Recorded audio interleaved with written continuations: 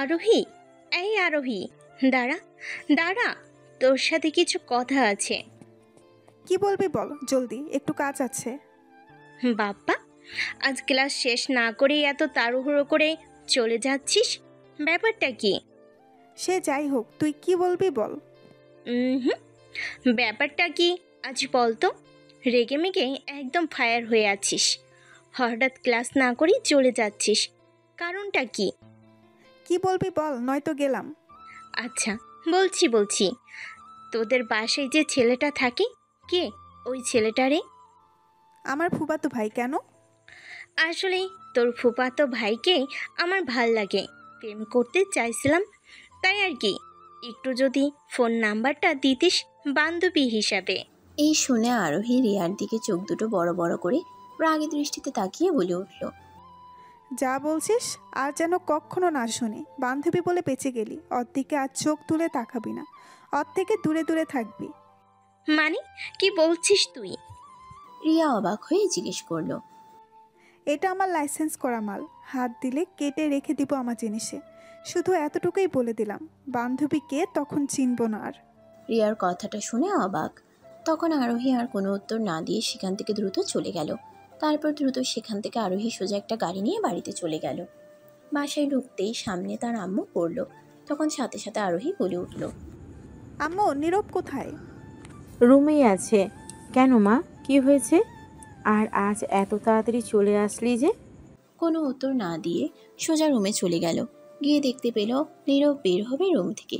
বের হয়েই গেছে। তখনই আরোহী শার্টের কলার ধরে টেনে ঘরে নিয়ে দরজা বন্ধ করে বলে উঠল, কোথায় যাচ্ছিস তুই? কেন আপু? তোকে যা জিজ্ঞেস করলাম উত্তর দে। আরোহী রাগী গলায় চেঁচিয়ে বলল।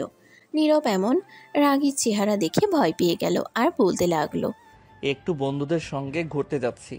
তখন সাথে সাথে আরোহী এক হাতে গলা চেপে ধরে আরেক হাতে শার্টের কলার চেপে ধরে রাগী গলায় বলে উঠল, তোর হাত পা ভেঙে পঙ্গু করে হুইল চেয়ারে বসিয়ে রেখে দিব। তুই জানিস কার সঙ্গে মিথ্যা কথা বলছিস? সত্যি বলছি আমি আপু। আমার মাথা নষ্ট করিস না নীরব, তুই ভালো করেই জানিস আমার রাগ কতটা ভয়ঙ্কর। ব্যথা পাচ্ছি, ছাড়ো আপু। আর হয়েছেটা কি সেটা তো বলো, রাগ দেখাচ্ছ কেন? এই বলে নীরব চুপটি রইল। বেশি কিছু আর বলল না, কারণ এই মেয়ে যে আর রাগ জেদ একটু এদিক ওদিক হলিয়ে খুন করে ফেলতে পারে, তাই চুপটি করে আছে। তখন আরোহী বলে উঠল, তোকে আমি কি বলেছিলাম? 1000 বার না করেছি কোনো মেয়ের সঙ্গে মেলামেশা করবি না, কথা বলবি না, মেয়েদের থেকে দূরে দূরে থাকবি। তবুও তুই কোন সাহসে সামিয়ার সঙ্গে রিলেশনে গেলি? কে বলছে তোমায় এই কথা আপু? মিথ্যা কথা। তখন আরোহী নীরবের গলায় আরো জোরে চেপে ধরে বলে উঠল, মিথ্যা তো তুই বলছিস। এখন আমার সাথে, এখন তুই যে সামিয়ার সঙ্গে দেখা করতে যাচ্ছিস, কি মনে করছিস আমি জানি না? কি যে বলছো আপু, আবল তাবল। ছাড়ো তো আপু, গলায় ব্যথা পাচ্ছি, প্লিজ ছাড়ো আগে। তুই মরার আগে জবাব দে আমার কথার। আরোহী চেঁচিয়ে বলল, আচ্ছা ঠিক আছে, সামিয়া আমায় প্রপোজ করেছিল, বাট আমি না করে দিয়েছি। বিশ্বাস না হলে তুমি আমার বন্ধু আবিরকে জিজ্ঞেস করো। ঠিক আছে, ফোন লাগা জলদি, ফোন লাগা আবিরকে। তখন নীরব সাথে সাথে ফোনটা বের করে আবিরকে কল দিল। বেশ কিছুক্ষণ রিং হওয়ার পর কল রিসিভ করলো। তখন সাথে সাথে আরোহী ফোনটা নিয়ে বলে উঠল, আবির ভাইয়া, কোথায় তুমি? কে, আরোহী আপু? হ্যাঁ, কোথায়? এই তো দোকান পার। কেন আপু, কি হয়েছে? সামিয়ার সঙ্গে নাকি নীরব রিলেশনে গেছে? না আপু, সামিয়া প্রপোজ করেছিল কিন্তু নীরব না করে দিয়েছে। এখন কি আপনার কাছে যাওয়ার কথা নীরবের? আপু, একটু কাজ আছে, এক জায়গায় যাইতে হবে। তখন আরোহী ফোনটা কেটে দিয়ে নীরবের শার্টের কলার টেনে ধরে একটানে নিজের একদম কাছে নিয়ে আসলো। তখন আরোহী কিছু বলার আগে নীরব বলে উঠল, আচ্ছা আপু, আমি কথা বললে তোমার সমস্যা কি? সমস্যা কি মানে? তুই কি বুঝিস না কেন এমন করি? তোর পাশে আমি কেন অন্য কাউকে সহ্য করতে পারি না? কেন সহ্য হয় না? তোকে আজ স্পষ্টভাবে একদম ক্লিয়ার করে বলে দিচ্ছি, তুই শুধু আমার, আর কারো নয়। একটু থেমে আরোহী নীরবের আরো কাছে চলে গেল। দুজনের কপাল একসাথে মিশিয়ে ঠোঁটটা হালকা একটু দূরত্বে রেখে বলতে লাগলো, কোনো মেয়ে যদি তোর দিকে তাকায়, তোকে যদি আমি ছাড়া স্পর্শ করে কেউ, আমি সহ্য করতে পারি না। একটু থেমে আবারও বলতে লাগলো, তার কারণ আমি তোকে ভালোবাসি, আর যদি আমার জিনিসের প্রতি কেউ নজর দেয় তাহলে জানে মেরে ফেলবো আমি তোকে। আর যদি আমি তাকে না পাই তাহলে এই পৃথিবীতে কারো ক্ষমতা নেই তাকে আমার কাছ থেকে নেওয়ার। তখন নীরব কিছু বলতে গেলে আরোহী আবারও কথা থামিয়ে দিয়ে বলে উঠল আবার, কথাটি মাথায় রাখিস, আমি তোকে ভালোবাসি, 1-2 বছরে এই ভালোবাসা জন্মেনি, দীর্ঘ 18টি বছর ধরে তোকে ভালোবাসি। তখন নীরব ধীরে ধীরে কাঁপা কাঁপা কণ্ঠে বলে উঠল, আমরা তো ভাই বোন, তাই না আপু? এটা কিভাবে সম্ভব? দেখ, সম্পর্কে তুই ভাই হোস আর যেই বালি হোস না কেন, তা দেখার সময় নেই, কারণ তোকে আমি যেদিন থেকে ভালোবেসেছি সব ভুলে গেছি। এই কথাটি মাথায় গেঁথে রাখিস। তুই শুধু আমার, আর আমি শুধু তোর। এখন থেকে আর এই আমাদের দুজনের মধ্যে যে আসবে তাকে জানে মেরে ফেলবো, এখন তুই ভালোবাসলেও না ভালোবাসলেও।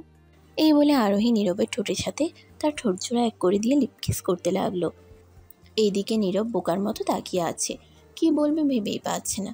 কিছুক্ষণ বাদে আরোহী ছেড়ে দিয়ে বলল, এই যে এই দেহটা দেখছিস, আমার এই শরীরের প্রতিটি অংশ তোর জন্য। যখন যা চাইবি ইশারা করবি, তোর জন্য রেডি। তারপরেও যদি তুই অন্য কোনো মেয়েদের দিকে তাকাস তাহলে তোরে প্রাণে মেরে ফেলবো।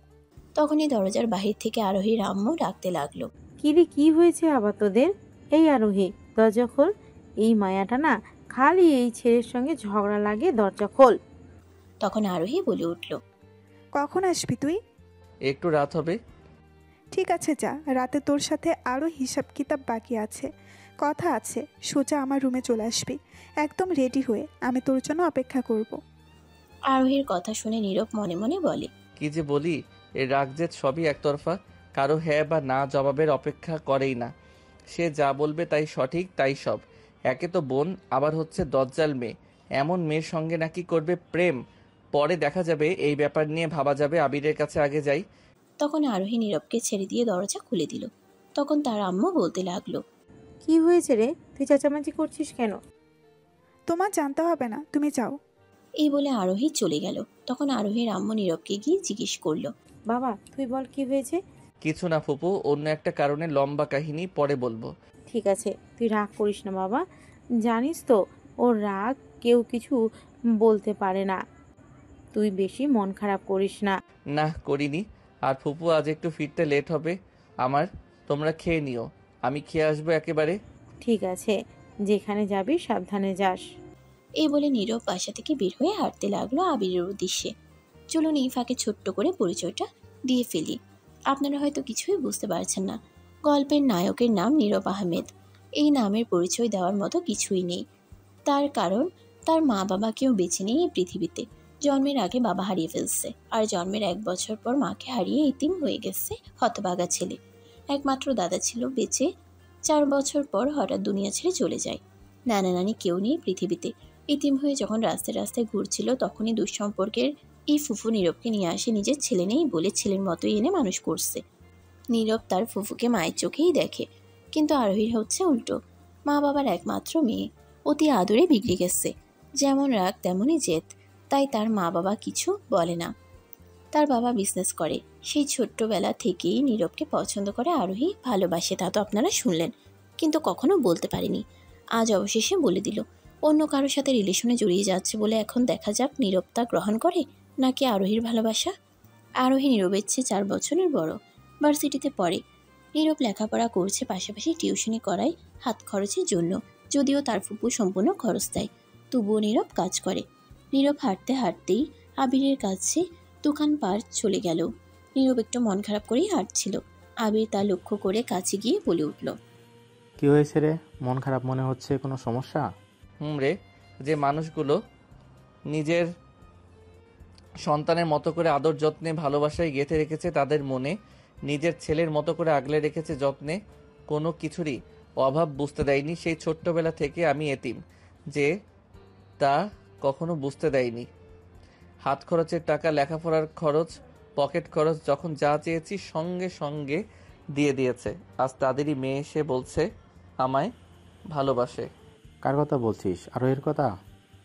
হ্যাঁ, আরোহীর কথা বলছি। আমার না আছে মা, না আছে বাবা। যাই একটু ঠাঁই পেলাম তাদের ঘরে, এখন মনে হচ্ছে সেই ঠাঁইটুকু বেশি দিন আর দীর্ঘস্থায়ী হবে না। এই বলে নীরব চায়ের দোকানের বেঞ্চে বসে মাথা নিচু করে বসে রইল। দেখ, মন খারাপ করিস না।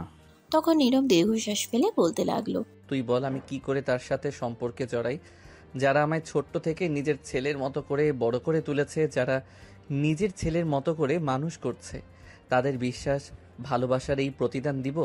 তাদের ঘরে থেকে খেয়ে তাদের মেয়ের সঙ্গে প্রেম করব? দেখ, বিশ্বাস আর ভালোবাসা এই জিনিসটা খুবই মূল্যবান। যেহেতু আরোহী বলেছে এই ব্যাপারটা নিয়ে তুই কথা বল ফুফুর সাথে।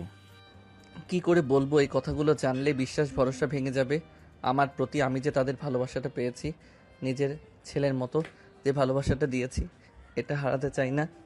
মাকে হারিয়েছি, বাবাকে হারিয়েছি, এই পৃথিবীতে কেউ নেই। আর এই মানুষগুলো ছাড়া এই ভালোবাসাটাও যদি হারাই। সেটাও ভাবার বিষয়। আবির এই বলে দীর্ঘশ্বাস ফেলে কথাগুলো শুনে নিস্তব্ধ হয়ে গেছে। ঠিকই তো বলছে, মা নেই বাবা নেই, এতিম ছেলেটা কারোর ভালোবাসা পেল না। যাই একটা পরিবার পেয়েছে, এই ভালোবাসাকে হারাতে চাইবে। তখন নীরব আবিরকে চুপচাপ দেখে বলে উঠল, দেখ, তুই আমার একদম কাছের ছোট্টবেলা বন্ধু, তাই তোর কাছে কথাগুলো শেয়ার করছি। তুই বল আমি কি করব? কি যে বলি আমার মাথায় ধরছে না। আরে আপু যে ডেঞ্জারাস, রাগী মেয়ে বাবা। খোদা মনে হয় সব রাগ যে তার ভেতরে দিয়ে বানাইছে। এটা না করলে জিন্দিগিতে কাজ হবে না। দূরে যেতে হবে, যে চাইবি তা ছাড়বে না, কোনো কাজ হবে না। একবার যেহেতু বলে ফেলছে ভালোবাসে, তাহলে আর কোনো কাজ হবে না। এমনটাই তো বোঝা যাচ্ছে। এমনিতেই রোজ প্যারা দিত, আজ সোজা সাপটা বলেই দিছে সে আমায় নাকি দীর্ঘ 18 বছর ধরে ভালোবাসে। এখন কি আর শান্তিতে থাকা যাবে? 1 নম্বরের ঘাড়তেরা মাইয়া। এটা আমি নাকি ভালোবাসলেও তার, আবার না ভালোবাসলেও তার। এ তো ডাইরেক্ট থ্রেট দিয়েছে, তাহলে তো বোঝাই যাচ্ছে সামনে তোর কপালে সইনে আছে। যাই হোক, কিছুদিন দেখ, তারপর ভেবেচিন্তে করে একটা কিছু করা যাবে। আপাতত চুপ থাক। তখনই নীরবের ফোনটা বেজে উঠল। এখন আবার কে কল দিল অসময়ে? ফোনটা হাতে নেওয়ার পর নীরব বলে উঠল, দেখছিস, নাম নিতে না নিতেই কল হাজির, দেখলি? ভাইরে ভাই, এটা মায়া না আর কিছু? হায়াত আছে, জলদি ফোনটা রিসিভ করে কথা বল, নয়তো এই মায়া কি থেকে কি বলে ফেলে কোনো ঠিক নাই। তখন নীরব ফোনটা রিসিভ করে বলে উঠল। তখন ও পাশ থেকে আরোহী বলল, হ্যাঁ আপু বলো। কোথায় এখন তুই? এই তো চায়ের দোকানে আবিরের সাথে। চায়ের দোকানে কি করছিস? এইগুলো আমি খাই না। তাহলে নিশ্চয়ই বসে বসে মেয়ে দেখছিস কলেজের। কখনোই না, এমন ছেলে আমি নই। না।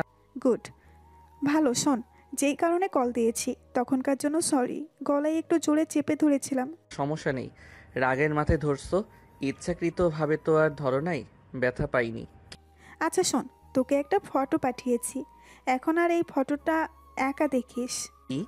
অবাক হয় নীরব। জি, ছবিটা দিয়েছি রাস্তায় কোনো মেয়েদের দিকে না তাকানোর জন্য। যখন মন চাইবে আমায় দেখবি রাস্তায়, তবুও কোনো মেয়েদের দিকে তাকাবি না, বলে দিলাম। কোন ধরনের পাগল রে এটা? কথাটা মনে মনে বলে নীরব, মুখে বলে, আচ্ছা ফোনটা রাখো।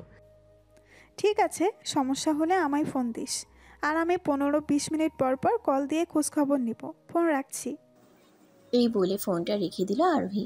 তখন নীরব বলে উঠল, কেমনটা লাগে এখন বলতো? 15-20 মিনিট পর পর নাকি কল দিয়ে খোঁজ নিবে? আমি কি বাচ্চা পোলাপান?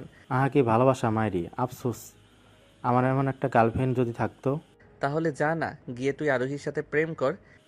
তবা তবা, বিনা যুদ্ধে শহীদ হওয়ার কোনো দরকার নাই ভাই, আমি এমনি ভালো আছি। এখন বোঝ আমি কি পরিমাণ প্যারা সহ্য করি। কখন যে কি বলে ওবায়দুল কাদেরের মতো কোনো ঠিক নেই। এই শুনে আবির হাসতে লাগলো। তখন নীরব বলে উঠল আবার, তুই হাসছিস? এটা শুনে সত্যি বলছি, এই মাইয়া এই ভালো এই খারাপ, কখনো ঝাল কখনো মিষ্টি। বাসায় এই মাইয়ার রাগের সামনে কেউ কিছু বলতে পারে না, মা বাপ কেউ না, সেখানে আমি তো কিছুই না। জানি রে ভাই, আমি মাঝে মধ্যে আমার এই 14 গোষ্ঠী নিয়ে গাইলাই তোর সাথে একটু রাতে আড্ডা দিলে। এখন বোস কেমন মেয়ে, যেখানে বাপ মা কিছু বলতে পারে না সেখানে আমি কি বলি বল? বেশি কিছু বললেই গলা চেপে ধরে। বলিস কি, গলা চেপে ধরে? তবে সেটা কোনো মেয়েদের সঙ্গে কথা বললে বা তাকালে একদিন তো থ্রেড দিয়ে বসছে, জুনিয়র সাকিবের সম্পদ কাটার মতো থ্রেড। এই মেয়ের সাথে প্রেম করা আজরাইলের সাথে সাক্ষাৎকার করা একই কথা। যেমন রাগ তেমনি তার জেদ। দেখতে সুন্দর, ফেস কাটিং ভালো, ফিগার মারাত্মক, কিন্তু মুখের ভাষা মনে হয় পৃথিবীর সব গালি দিয়ে ভরাট করা। প্রশংসা করলি নাকি গালি দিলি নাকি বদনাম করলি, কিছুই তো বুঝলাম না। সে যাই হোক, চল যাওয়া যাক। এইখানে বসে দিন পার করে দিব নাকি? শুন, শেষ একটা কথা বলছি আমি আমার দিক থেকে। এতক্ষণ তো তুই অনেক কথাই বললি, এখন আরহের আপুকে নিয়ে একটা কথা বলি, তুই শুন। তোর কথা অনুযায়ী বলছি। আচ্ছা বল দেখি শুনি।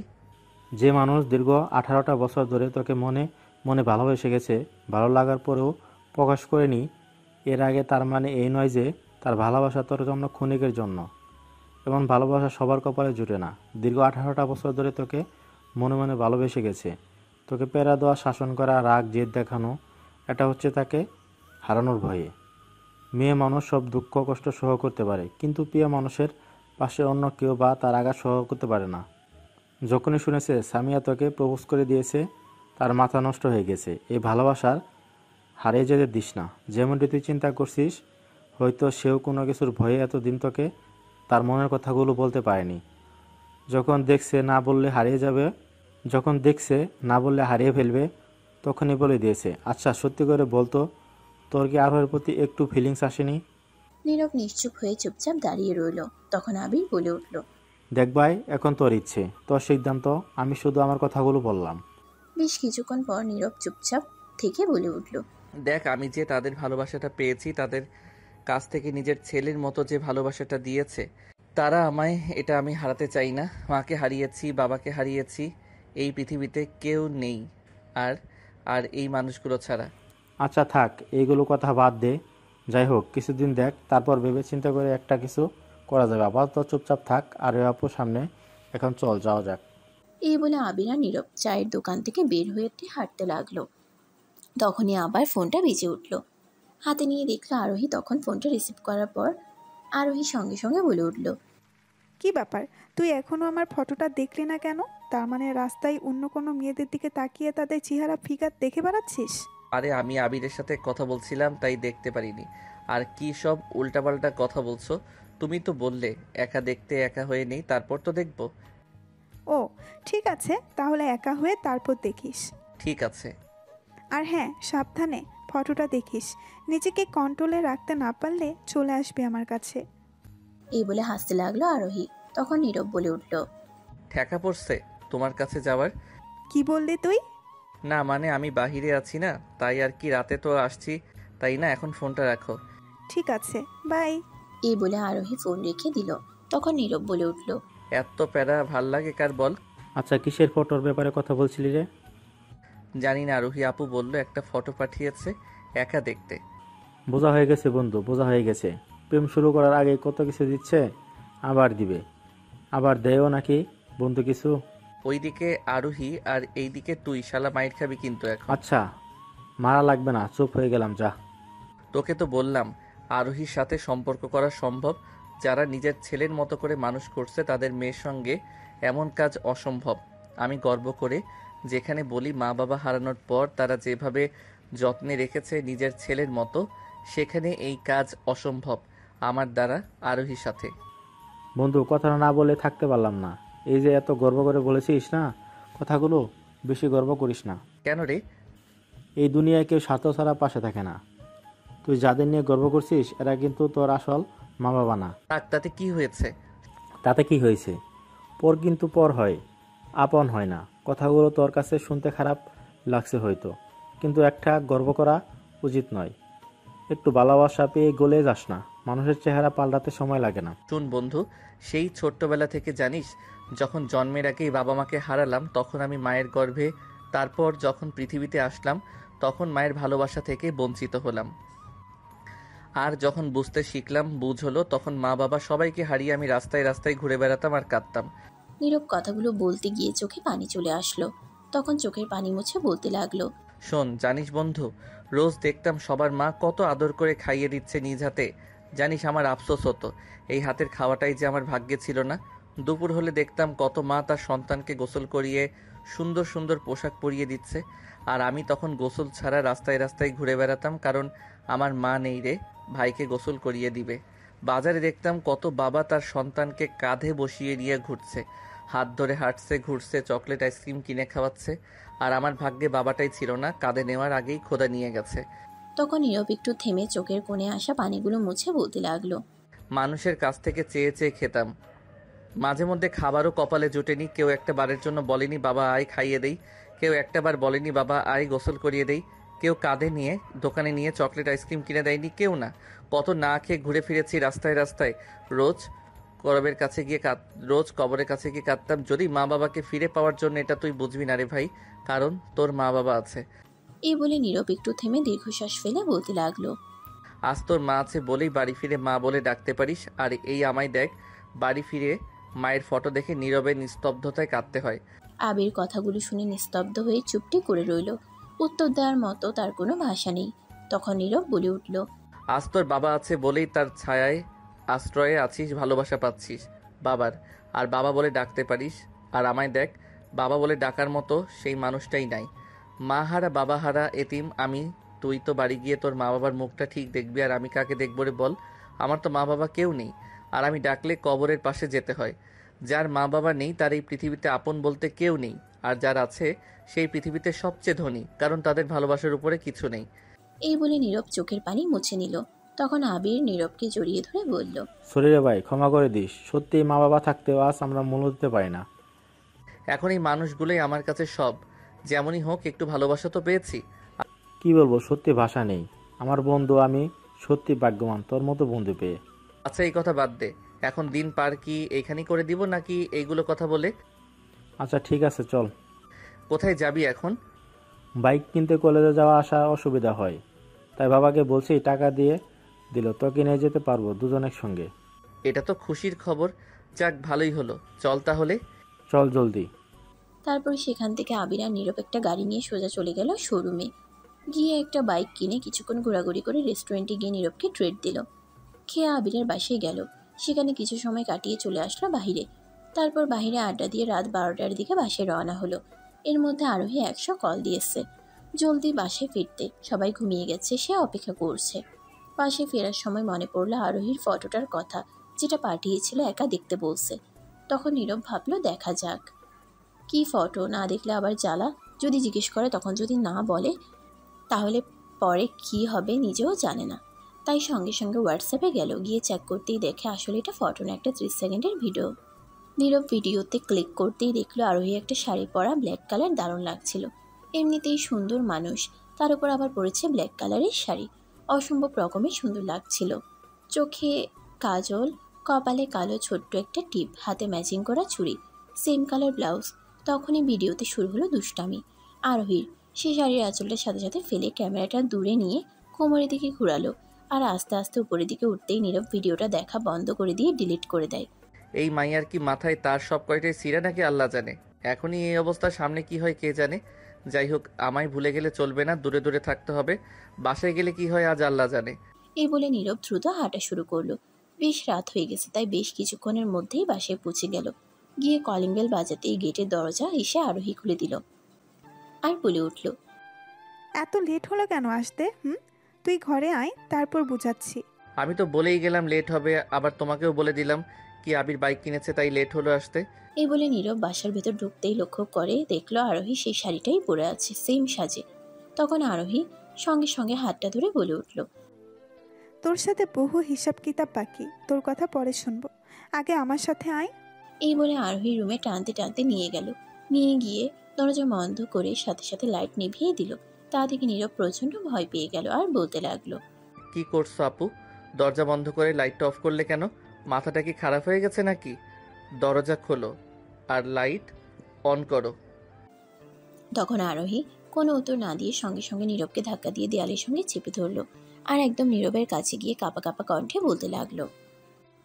তখন আরোহী নীরবকে শক্ত করে জড়িয়ে ধরে বলতে লাগলো, তুই কি শুনতে পাস না আমার হার্টবিটের শব্দটা? তুই কি বুঝতে পারছিস না আমার নিঃশ্বাস ঘন ঘন ফেলছে? তা তুই কি আমার শরীরের কাঁপন দেখে বুঝতে পারছিস না? না, কিছুই বুঝতে পারছি না কি হয়েছে। হয়েছে তো অনেক কিছুই, হতে চাইছি এখন আরও কিছু। এই বলে আরোহী চুপটি করে রইল। দুজনেই নিশ্চুপ হয়ে চুপচাপ রইল। তারপর আরোহী আবার বলতে লাগলো, জানিস, যখন আমি শুনলাম সামিয়া তোকে প্রপোজ করে ফেলছে, বিশ্বাস কর, এটা শুনে আমার শরীর থরথর করে কাঁপছিল, ভেতর থেকে নিঃশ্বাস যেন বন্ধ হয়ে আসছিল, বুকে কেমন যেন একটা চাপ অনুভব করছিলাম। তোকে হারিয়ে ফেললে আমি মনে হয় না তোকে ছাড়া আমি 24 ঘন্টা এই পৃথিবীতে থাকতে পারবো। এতটাই তোর প্রতি আসক্ত আমি যে পৃথিবীর সব নেশা তোর নেশার কাছে কিছুই না আমার। এই বলে আরোহী নীরবের ঠোঁটে, গালে, কপালে চুমু দিতে লাগলো। তখন নীরব দীর্ঘশ্বাস ফেলে বলে উঠল, আমরা তো ভাই বোন তাই না? এটা কি করে সম্ভব আপু? বলো, তুমি বলো কেন এমন করছো পাগলামো? আমরা তো আপন ভাই বোন না, তাই না? তাহলে সমস্যাটা কোথায়?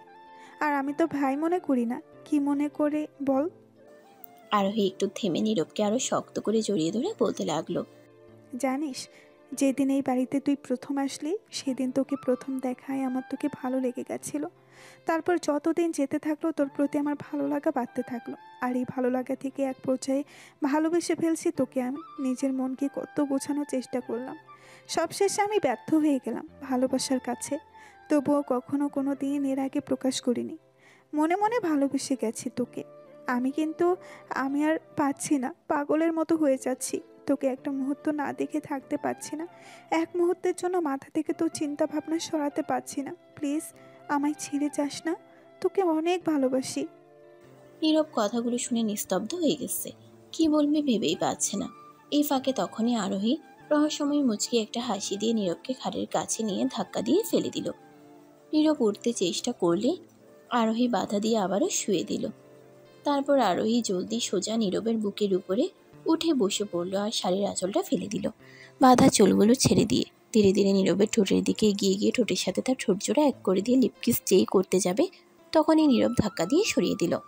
তখন আরোহী বলে উঠল। এই শুনে তখন আরোহী ফুপিয়ে কেঁদে দিল আর নীরবের আবার কাছে গিয়ে বলে উঠল। তখন আরোহী চোখের পানি মুছতে বলতে লাগলো। নীরব হঠাৎ এমন ব্যবহার দেখে অবাক। আরোহীর অবাক নিমিষেই পল্টি। তখন আরোহী আবারও বলে উঠল। কি হয়েছে, সরিয়ে দিলি কেন? আয়, কিচ্ছু হবে না। ভালোবাসা কোনো খারাপ জিনিস নয়।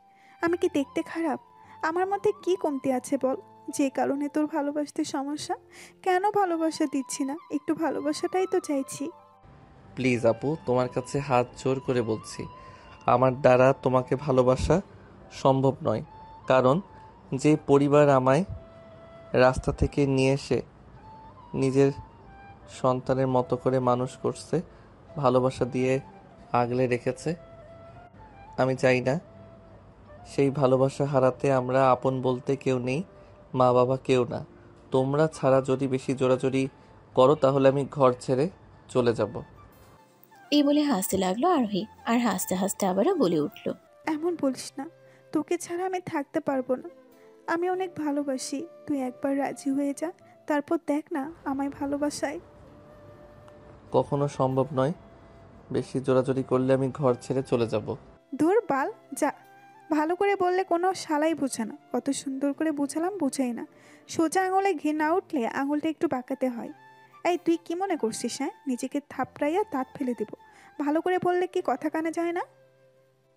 শুনে রাখ, আমার নাম আরোহী, আর এই আরোহী কখনো হাঁটতে শিখেনি। ভালোবাসা কি করে আদায় করতে হয় সেটা ঠিক জানা আছে। তুই কি মনে করছিস আমি পিছনে হাঁটবো? তোর কথা শুনে ভয় পাবো? এই আরোহী ভয় পাওয়ার মেয়ে নয়।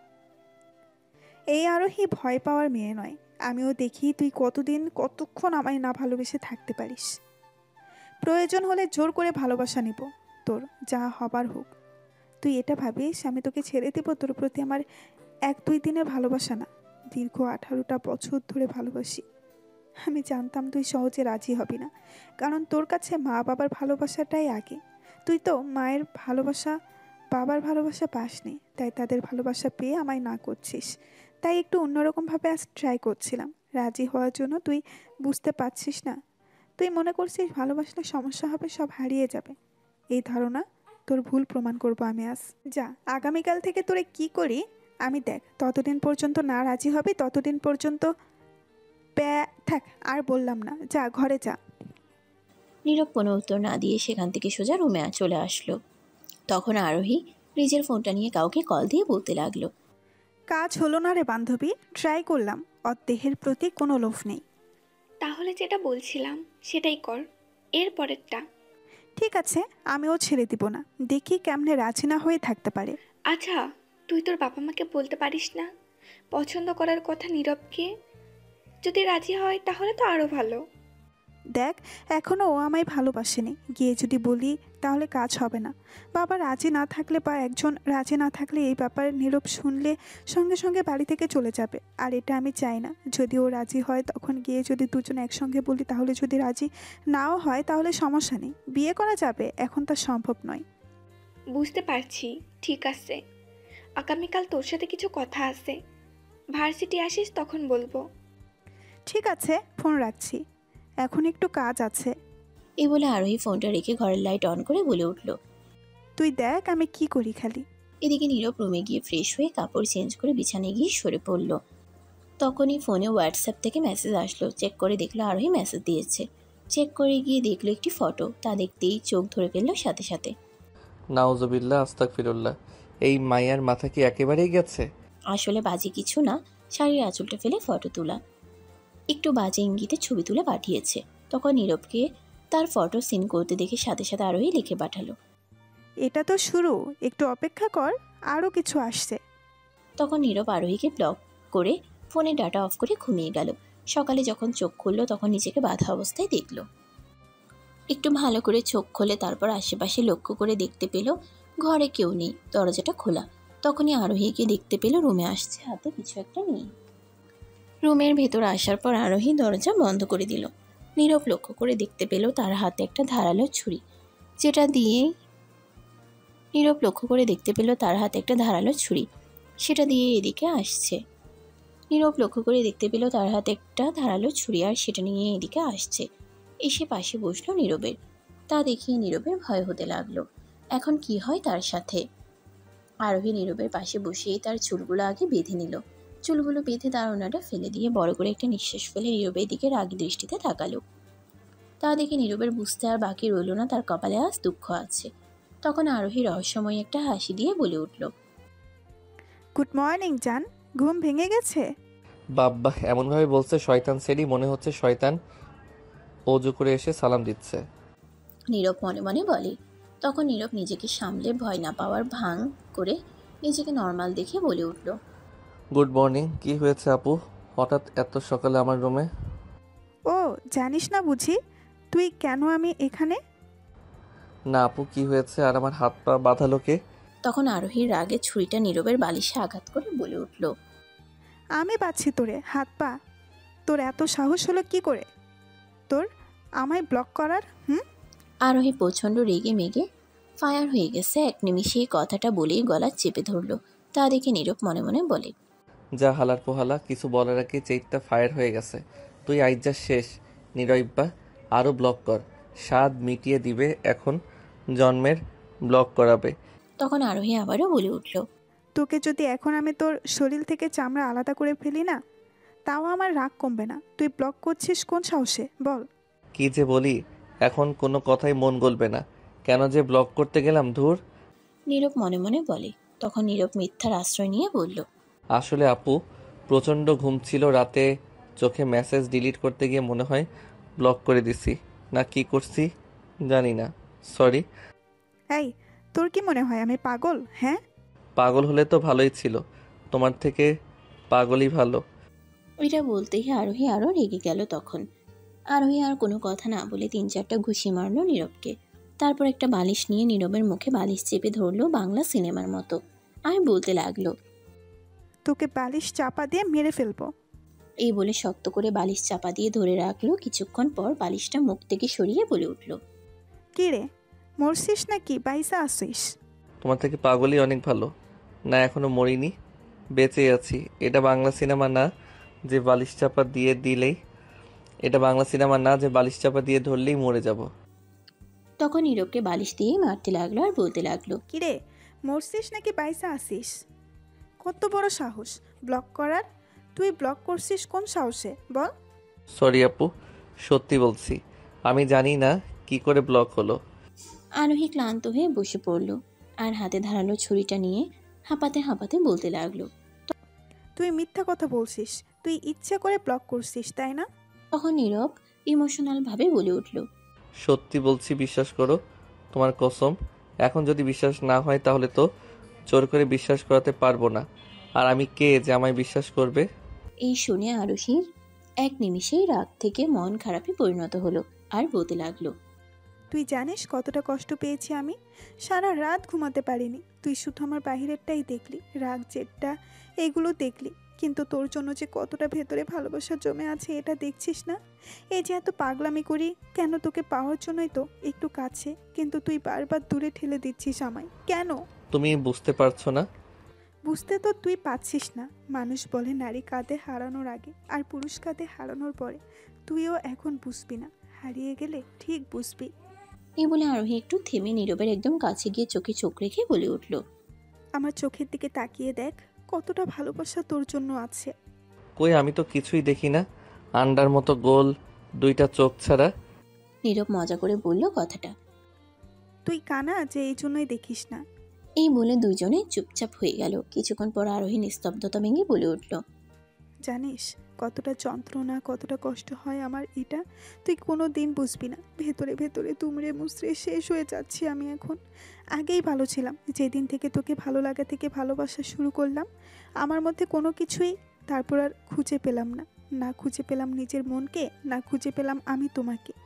আমার হাসি খুশি, ভালো থাকা ভালো না থাকা সব তোর উপর এখন নির্ভর করে, জানিস এটা তুই। নীরব নিশ্চুপ হয়ে রইল আরোহীর কথা শুনে। তখন আরোহী আবারও বলে উঠল। এই বলে আরোহী নীরবকে শক্ত করে জড়িয়ে ধরে আবারও বলে উঠল, বেহায়া বেলজ্জা হয়ে গেছে তোকে ভালোবেসে। আমি এতটা ভালোবাসার পরেও তুই ভালোবাসিস না, কতটা বেহায়া বেলজ্জা হয়ে গেছি বলে বোঝাতে পারবো না। সারাক্ষণ ছটফট ছটফট করতে থাকি, কখনো তোর ভালোবাসার জন্য, কখনো তোকে হারানোর ভয়। এটা একটা মিনিটের জন্য আমি তোর চিন্তা মাথা থেকে সরাতে পারছি না। পাগল পাগল হয়ে যাচ্ছি, তবুও তুই বুঝতে পারছিস না। তুই আমার মানসিক রুগী বানিয়ে ফেলছিস। একটাবার চিন্তা করছিস না, আমার মানসিক শান্তি তুই, ভালো থাকার কারণটাই তো তুই। একটা কথা মনে রাখিস, মৃত্যুর যন্ত্রণার থেকে মানসিক যন্ত্রণা অনেক কষ্টের হয়। আর কত চুপ থাকবি, কত মানুষ আত্মীয়র মাঝে সম্পর্ক করে বিয়ে করছে, তুই কেন রাজি থাকার পরেও ফিরিয়ে দিচ্ছিস। আর কতবার বলবো ভালোবাসি, আর কত প্রকাশ করব ভালোবাসার কথা, আর কিভাবে বোঝাবো। শোন, আমি তোকে ভালোবাসি আর ভালোবেসেই যাব, চেষ্টা আমি চালিয়েই যাব। আমার বিশ্বাস আমি তোকে পাবো।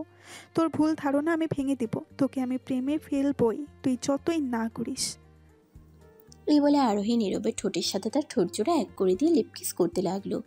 কিছুক্ষণ পর ছেড়ে দিয়ে বলল, আর যাই হোক, তোর ঠোঁটটা কিন্তু মারাত্মক টেস্ট। তোকে জড়িয়ে ধরার মধ্যে যেই শান্তিটা পাই না, এটা বলে বোঝাতে পারবো না। তখন নীরব কিছু বলতে গেলে আরোহী থামিয়ে দিয়ে আবারও বলে ওঠে, আচ্ছা একটা কথা বলতো, তোর এই বালের মন কী দিয়ে তৈরি রে? নাউজুবিল্লাহ, মুখের ভাষা না আর কিছু। নীরব আস্তে করে বলল, এই বালের মন কী দিয়ে তৈরি? মাটির নাকি লোহার নাকি স্টিলের তৈরি? শালাই বলতো। আমার এত মিষ্টি মিষ্টি কথায় গলেই না কেন? এত চেষ্টা করেছি তবুও নরম হয় না কেন? পটে না কেন শালাই এত? হট ফটো পাঠাই, একটু তো ফিলিংস আসার কথা। বালের মন তোর। তখনই দরজার বাহির থেকে আরোহীর আম্মু বলে উঠল, আরোহী, একটু জলদি আয় তো মা, নীরবকে নিয়ে তোর আব্বু ডাকছে। ধুর বাল, আসার আর সময় পায় না, দিল সব নষ্ট করে। আরোহী আস্তে আস্তে বলল। তখন আরোহী তার আম্মুকে বলল, আচ্ছা মা, আসছি, তুমি যাও। যাক বাবা, খুব বাঁচলাম। বেঁচে গেলি তুই, আম্মু ডাকছে বলে, নয়তো তোকে এখন ধর্ষণ করতাম। কি?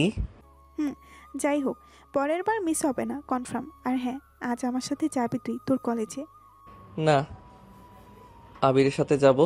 তখনই ঠাস করে একটা চট দিয়ে আরোহী বলে উঠল, থাপড়াইয়া দাঁত ফেলে দেব ফাজিল, বেশি কথা বললে। আমি বলছি না আমার সাথে যাবি। ঠিক আছে। নীরব গালে হাত দিয়ে বলল। তখন আবারও আরোহীর আম্মু আরোহীকে ডাকলো। তখন তাড়াতাড়ি আরোহী হাত পায়ের বাঁধন খুলে দিয়ে নীরবকে নিয়ে তার আম্মু আব্বুর রুমে গেল। যাওয়ার পর নীরবকে দেখতে পেল কিসের কাগজপত্র নিয়ে বসে আছে। ভালো করে দেখে কিছুটা বুঝতে পারলো জমি জমার হয়তো কাগজপত্র। তখন আরোহীর আব্বু বলল। নীরব কাছে যাওয়ার পর বলল, কি হয়েছে? এইগুলো কিসের কাগজপত্র বুঝলাম না তো। তারপর নীরব আর কিছু না বলে না পড়ে কিছুই সঙ্গে সঙ্গেই সই করে দিল সব। সই করার সময় একবার লক্ষ্য করে দেখছিল আরোহীর আম্মু এবং আব্বু দুজন দুজনের চোখের দিকে তাকিয়ে কিছু একটা বলছে। নীরব তেমন গুরুত্ব না দিয়ে সই করে বলল। তখন আরোহীর আম্মু বলে উঠল, নীরব বাবা, তুই গিয়ে ফ্রেশ হয়ে রেডি হয়ে নে, কলেজে যাওয়ার সময় হয়েছে। আমি খাবার দিচ্ছি, রেডি হয়ে আয়। তারপর নীরব আর আরোহী সেখান থেকে চলে আসলো। কিছুটা সন্দেহ হলো নীরবের। এখন তো জমি কোনো কেনার কথা নয়, কিন্তু তেমন গুরুত্ব না দিয়ে রুমে গিয়ে গোসল করে রেডি হয়ে নিল। রেডি হয়ে খাবার খাওয়ার জন্য আসলো। আরোহীও চলে আসলো। খাবার খেয়ে আরোহী আর নীরব বের হলো বাসা থেকে। তখনই আবির বাইক নিয়ে আসলো আর এসে বলল, কেমন আছো আপু? এই তো ভালো। বাহ, বাইকটা তো সামনে থেকে সুন্দর। দেখতে হবে তো, নীরবের পছন্দ বলে কথা। যাই হোক চলো, দুজন একসঙ্গে বাইকে ওঠাও। না, আজ আর না, আরেকদিন যাব। তুমি যাও, তুমি যাও, আমি আর নীরব রিক্সা দিয়ে আসছি, এক রিক্সা দিয়ে যাব। ও আচ্ছা, এই কথা, ঠিক আছে। আবির মুচকি হাসি দিয়ে চলে গেল। ওইদিকে নীরব চুপটি করে সে ভাবছে তখনকার কথা। আরোহীর আম্মু আব্বু দুজন দুজনের চোখের দিকে তাকিয়ে মুচকি মুচকি হাসছিল কেন সই করার সময়। মনে হচ্ছিল দুজন দুজনের চোখের দিকে তাকিয়ে কিছু একটা বলছিল। ব্যাপারটা মোটেও ভালো মনে হচ্ছে না এখন তার কাছে। হঠাৎ জমি জমা তো কেনার কথা না, তাহলে কেন সই নিল, কিসে সই নিল? আর তারই বা শুধু একা সই নিল কেন? হাজারো প্রশ্ন ঘুরপাক খাচ্ছে এখন নীরবের মাথায়। তখনই আরোহী হালকা করে আস্তে নীরবকে একটা ঘুষি মারল বুকে আর বলে উঠল, কি রে, রিক্সায় ওঠ, কি ভাবছিস এত? ওইদিকে কখন যে আরোহী রিক্সা নিল, আবির চলে গেল। নীরব তা দেখেই নি। তারপর নীরব কোনো কথা না বলে রিক্সায় উঠে বসলো। বসার পর আরোহী উঠে এসে পাশে বসলো। বসার পর নীরবের হাতটা শক্ত করে ধরে হালকা করে ঠোঁটে একটা চুমু খেয়ে কাঁধে মাথা রাখলো। তখনই নীরব বলে উঠল, হয়েছে, কি করছো রাস্তাঘাটে, রিক্সা এইগুলা? দেখছিস না কি করছি? চুপ করে থাক। হাতটা ছাড়ো, দূরে যাও। এই হাতটা ছাড়ার জন্য তো ধরি নাই। এই হাত আমি সারা জীবন ধরে রাখবো, কখনো ছাড়বো না, দূরে যেতে দিব না আমি আমার থেকে।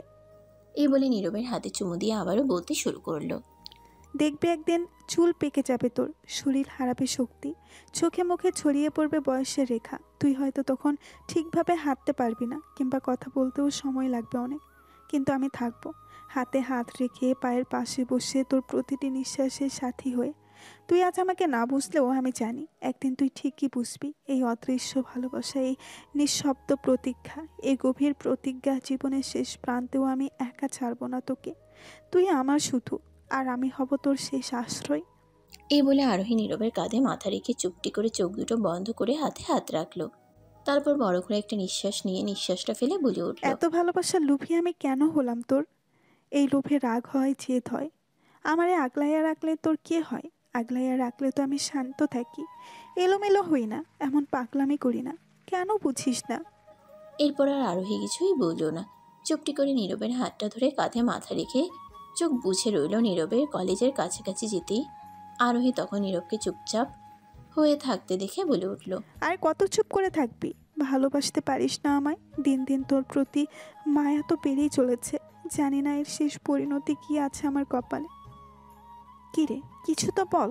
সারাটা রাস্তায় একটা কথাও বললি না, কিছু তো একটা বল যাওয়ার আগে। বলতে না বলতেই নীরবের কলেজের সামনে চলে আসলো। তখনই রিক্সা থামিয়ে নীরব রিক্সা থেকে নেমে গেল। তা দেখে আরোহী আবারও বলে উঠল, এখনো চুপ করে থাকবি? তুই কি আমায় একটুও ভালোবাসিস না? জবাবে নীরব তখন মুচকি একটা হাসি দিয়ে বলে উঠল, চুপ থাকা মানুষের গল্পে অনেক কথা লুকিয়ে থাকে। এই বলে নীরব চলে যেতে লাগলো। তখন আরোহী পিছন থেকে বলে উঠল, কি বললি তুই? আবার বলতো, ঠিক বুঝলাম না তোর কথার আগামাথা কিছুই। নীরব আর কিছুই না বলে দ্রুত কলেজের ভিতরে চলে গেল।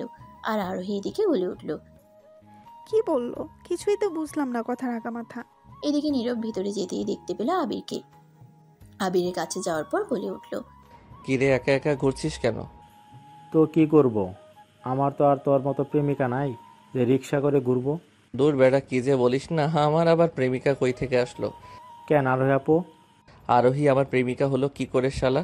ও আমার ফুফাতো বোন হয়। কতবার না তোকে বললাম। হয়েছে, আর মিথ্যা আশ্রয় নিতে হবে না। আবার নিজ চোখে দেখা, আহা কি ভালোবাসা। দুজনে দুজনে হাতটা ধরে একসঙ্গে পাশাপাশি রিক্সায় বসে চুম্মাচুম্মি করতে করতে কলেজে আসা, আর বলে আমার নাই তার প্রতি কোনো ভালোবাসা। শালা মিথ্যুক। আচ্ছা, তুই দেখলি কি করে?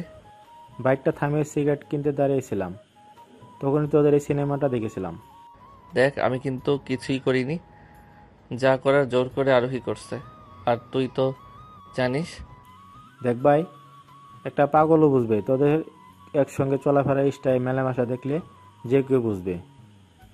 তুই আর যাই বলিস না কেন মামা, আরোহের প্রতি তোর একটু হলে ভালোবাসা আছে, কিন্তু সেটা তুই প্রকাশ করতে পারছিস না। হয়তো একটা মেয়ে এত কিছু করবে আর তুই নিস্তব্ধ হয়ে আসিস, প্যারা সহ্য করছিস। এটা আরোহী না বুঝলে আমি বুঝতে পারছি মামা। চুপ থাকা মানুষের গল্পে অনেক কথাই লুকিয়ে থাকে, বুঝে গেছি। নীরব আর জবাবে কিছুই বলল না, কথা ঘুরিয়ে বলে উঠল, ক্লাসের সময় হয়ে গেছে, চল তো ক্লাসে যাই। আজ আইরা কথা। ঠিক আছে চল। এই বলে আবির আর নীরব ক্লাসে চলে গেল। এদিকে আরোহী ভার্সিটিতে গিয়ে তার বান্ধবীর সঙ্গে কথা বলছে নীরবের ব্যাপারে। তখন আরোহীর বান্ধবী আরোহীকে বলে উঠল, দেখ, এইভাবে একতরফা ভালোবাসা হয় না। আর কতদিন পাগলের মতো তুই? যতদিন পর্যন্ত এ দেহে প্রাণ আছে ততদিন অবধি। এইভাবে আর কতদিন পাগলের মতো ভালোবেসে যাবি? যদি না সে তোকে ভালোবাসে? কতদিন বাঁচবো আমি জানি না, কিন্তু যতদিন বাঁচবো তাকেই ভালোবাসবো। একজন ক্ষুধার্ত ব্যক্তি যেমন আল্লাহর কাছে খাবার চাই, ঠিক তেমনি আমিও পাগলের মতো শুধু তাকে চাই। তোর মতো ভালোবাসা পাওয়া সত্যিই ভাগ্যের ব্যাপার। ভাগ্য আর ভালো হলো কোথায়? যার কাছে একটু মানসিক শান্তি মিলে সেই মানসিক রুগী বানিয়ে দিচ্ছে শান্তি দেওয়ার বদলে। মৃত্যুর যন্ত্রণা থেকে মানসিক যন্ত্রণা অনেক কষ্টের, জানিস? আগে ভাবতাম মানুষ কিভাবে পাগল হয়, এখন নিজেই ওদের মতো হয়ে যাচ্ছি। ভালোবাসার ব্যাপারটা আসলেই ম্যাজিক্যাল। 1,47,670 বর্গ মাইল মানচিত্রে 20 কোটি মানুষের মাঝে কেবলমাত্র তার জন্যই ভেঙে চুরে প্রেম আসে। এর চেয়ে অদ্ভুত আর কি হতে পারে, তাই না? এই তো আমায় দেখ, দীর্ঘ 18টা বছর ধরে আমি মনে মনে ভালোবেসে আসছি। প্রকাশ করার পরেও আপন করে নিচ্ছে না। উপরওয়ালা কেন যে ওর প্রতি এতটা পাগল বানাইলো আমারে? ভেতরটা দুমড়ে মুচড়ে শেষ হয়ে যাচ্ছে, তবুও বুঝতে পারছে না। আচ্ছা, একটা কথা জিজ্ঞেস করি, তোদের মধ্যে কি কি হয়েছে রে? সব চেষ্টাই করছি, কিন্তু বারবার দূরে সরিয়ে দিচ্ছে। শোন, তোকে একটা বুদ্ধি শিখিয়ে দেই, এটা শিওর কাজ করবে।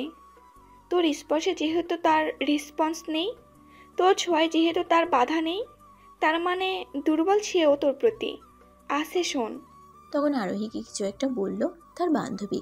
তারপর তারা আরও কিছুক্ষণ আড্ডা দিয়ে ক্লাসে চলে গেল। ক্লাস শেষ করে আরোহী ভার্সিটি থেকে বের হয়ে নীরবের ফোনে কল দিল। কিছুক্ষণ কল হওয়ার পর ফোনটা রিসিভ করলো। তখন আরোহী বলে উঠল, কিরে, কোথায় তুই? আয়, আমায় নিয়ে যা। আপু, একটা দরকারি কাজে এক জায়গায় আসছি। বাসায় যাবি না তাহলে? আমি বাসায় গিয়ে ফ্রেশ হয়ে আসছি। কি এমন কাজ শুনি যে আমায় রেখে চলে গেছিস? আর আবির কোথায়? আবির বাড়ি চলে গেছে। তুই যাও, আমার আসতে একটু লেট হবে। ঠিক আছে, এখন কিছুই বলবো না, আজ বাসায় শুধু আয় তুই। তোর আমার চেয়ে কি এমন কাজ বড় হয়ে গেছে, তাই দেখবো নে। তোরে ধর্ষণ যদি না করছি আমি, আজ তাহলে আমার নাম আরোহী না। এই বলে আরোহী ফোন কেটে দিয়ে বাসায় চলে গেল রেগে মেগে। আর এদিকে নীরব আরোহীর কথা শুনে ভাবছে, উপরওয়ালাই ভালো জানে আজ রাতে কপালে কি আছে। ধর্ষণের হুমকি দিয়ে দিছে সোজা। নিশ্চয়ই উল্টাপাল্টা কিছু না করে ছাড়বে না। আজ কি যে করি। কিরে শালা, তুই এত বড় বাটপার হইলি কেমনে রে? আমার সাথে বসে থেকে বলতিস আমি নাই? কিছুক্ষণ পর একটু এক জায়গায় যেতে হবে, রাত হবে ফিরতে, তাই বলছি। কোথায় যাবি? পরে বলবো, এখন না। তারপর নীরব আবিরের সাথে কিছুক্ষণ আড্ডা দিয়ে চলে গেল কোথায় যেন, কাউকে কিছু না জানিয়ে। আবির বেশ কয়েকবার জিজ্ঞেস করছে, জবাবে বলছি সে বলবে, তাই আর আবির জিজ্ঞেস করেনি কিছু। এইদিকে আরোহী নীরবের জন্য অপেক্ষা করতে লাগলো কখন সে বাসায় ফিরবে। আজ রাতে সে এমন কিছু একটা সে করতে যাচ্ছে নীরবের সঙ্গে, যা চিন্তা ভাবনার বাহিরে নীরবের। ওইদিকে সন্ধ্যা হয়ে রাত হয়ে আসলো, তবুও কোনো খোঁজ নেই নীরবের। আকাশে হঠাৎ মেঘ জমেছে, বাহিরে বাতাস বইছে, যে কোনো সময় হয়তো ঝড় বৃষ্টি হবে। কিছুক্ষণের মধ্যেই ঝড় হতে লাগলো। এদিকে আবির চিন্তিত, নীরবকে ফোন করে যাচ্ছে কিন্তু কোনো খোঁজ পাচ্ছে না। সারাদিন কেটে গেল, রাতটাও বেশ অনেক হয়ে গেছে, একটা ফোন দিল না, তাই ফোন দিচ্ছে খোঁজ নিতে। যতই হোক বন্ধু খোঁজ নেওয়া এটা এক প্রকার দায়িত্ব। রাত আরও গভীর হলো, ঝড় থেমে গেছে কিন্তু বাইরে ঝিরিঝিরি বৃষ্টি এখনো পড়ছে। রাত যত হচ্ছে সঙ্গে যেন আজ বৃষ্টিটা আরও বেড়ে যাচ্ছে, কিছুতেই থামছে না। ওইদিকে আবির নীরবকে কলে না পেয়ে ঘুমাতে যাওয়ার জন্য শুয়ে পড়ল। তখনই লক্ষ্য করলো জানালা খোলা। উঠে জানালা বন্ধ করতে গেল, হঠাৎ জানালা দিয়ে উঁকি দিতে রাস্তায় চোখ দুটো গেল।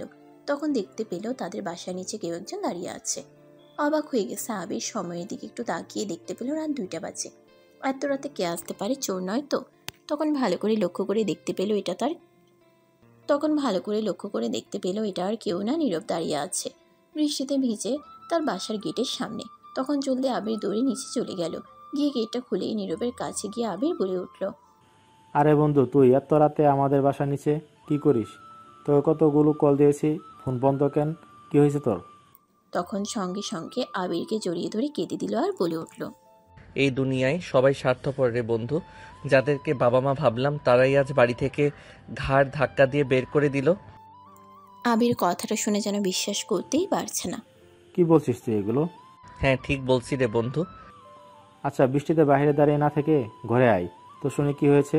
আর কান্না বন্ধ কর, পুরুষ মানুষের চোখে পানি মানায় না। এই বলে আবির হাতটা ধরে টেনে নীরবকে নিয়ে তার রুমে গেল। গিয়ে বলে উঠল, যা গিয়ে এই ভেজা কাপড় চোপড় আগে পাল্টে আয়। আমার একটা প্যান্ট শার্ট পরে নে, নয়তো ঠান্ডা লেগে যাবে। না থাক, আমি এমনিই চলে যাব। যাবি মানে কোথায় যাবি? তখন নীরব চোখের পানি মুছে দীর্ঘশ্বাস ফেলে বলতে লাগলো, আজ বড্ড মায়ের কথা মনে পড়ছে, বাবার কথা মনে পড়ছে, খুব মিস করছি তাদের। এই জন্য হয়তো উপরওয়ালা মা বাবার ভালোবাসা স্পেশাল করে রেখেছে।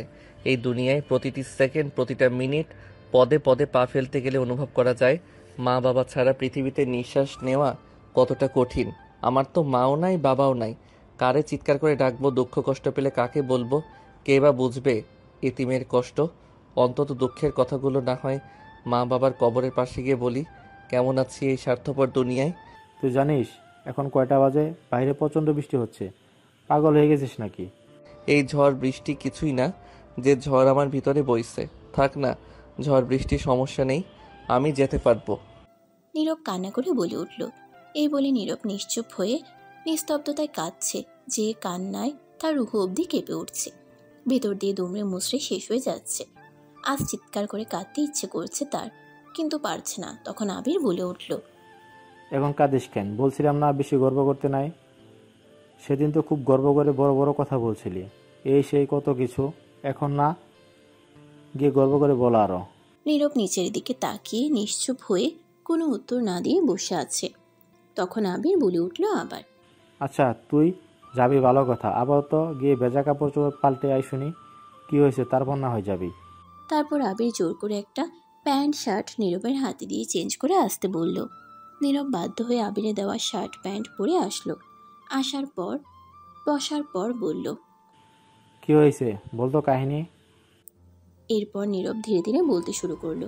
একজন বাবা যিনি তার সন্তান পৃথিবীতে আসার আগেই, এক নজর না দেখার আগেই ভবিষ্যতের চিন্তা করে তার সন্তানের ভবিষ্যতের জন্য আগে থেকেই জমা শুরু করে দিয়েছিল টাকা। আরেকজন গর্ভধারিণী মা সন্তানের মুখ থেকে ঠিকমতো মা ডাকটা না শুনবার আগেই বাবার বাড়ি থেকে পাওয়া সব সম্পত্তি লিখে দিয়েছিল সন্তানের নামে জন্মের পর। ছেলেটা খুবই ভাগ্যবান, কিন্তু উপরওয়ালা তার বাবাকে জন্মের আগেই নিয়ে গেলেন দুনিয়া থেকে। মায়ের ভালোবাসা থেকে বঞ্চিত করে দিলেন জন্মের বছর খানেকের মধ্যেই। জন্মের পর দুনিয়া থেকে নিয়ে গেলেন একে একে সবাইকে। অবুঝ শিশুটাকে উপরওয়ালা বুঝ হওয়ার আগেই এতিম করে দিল।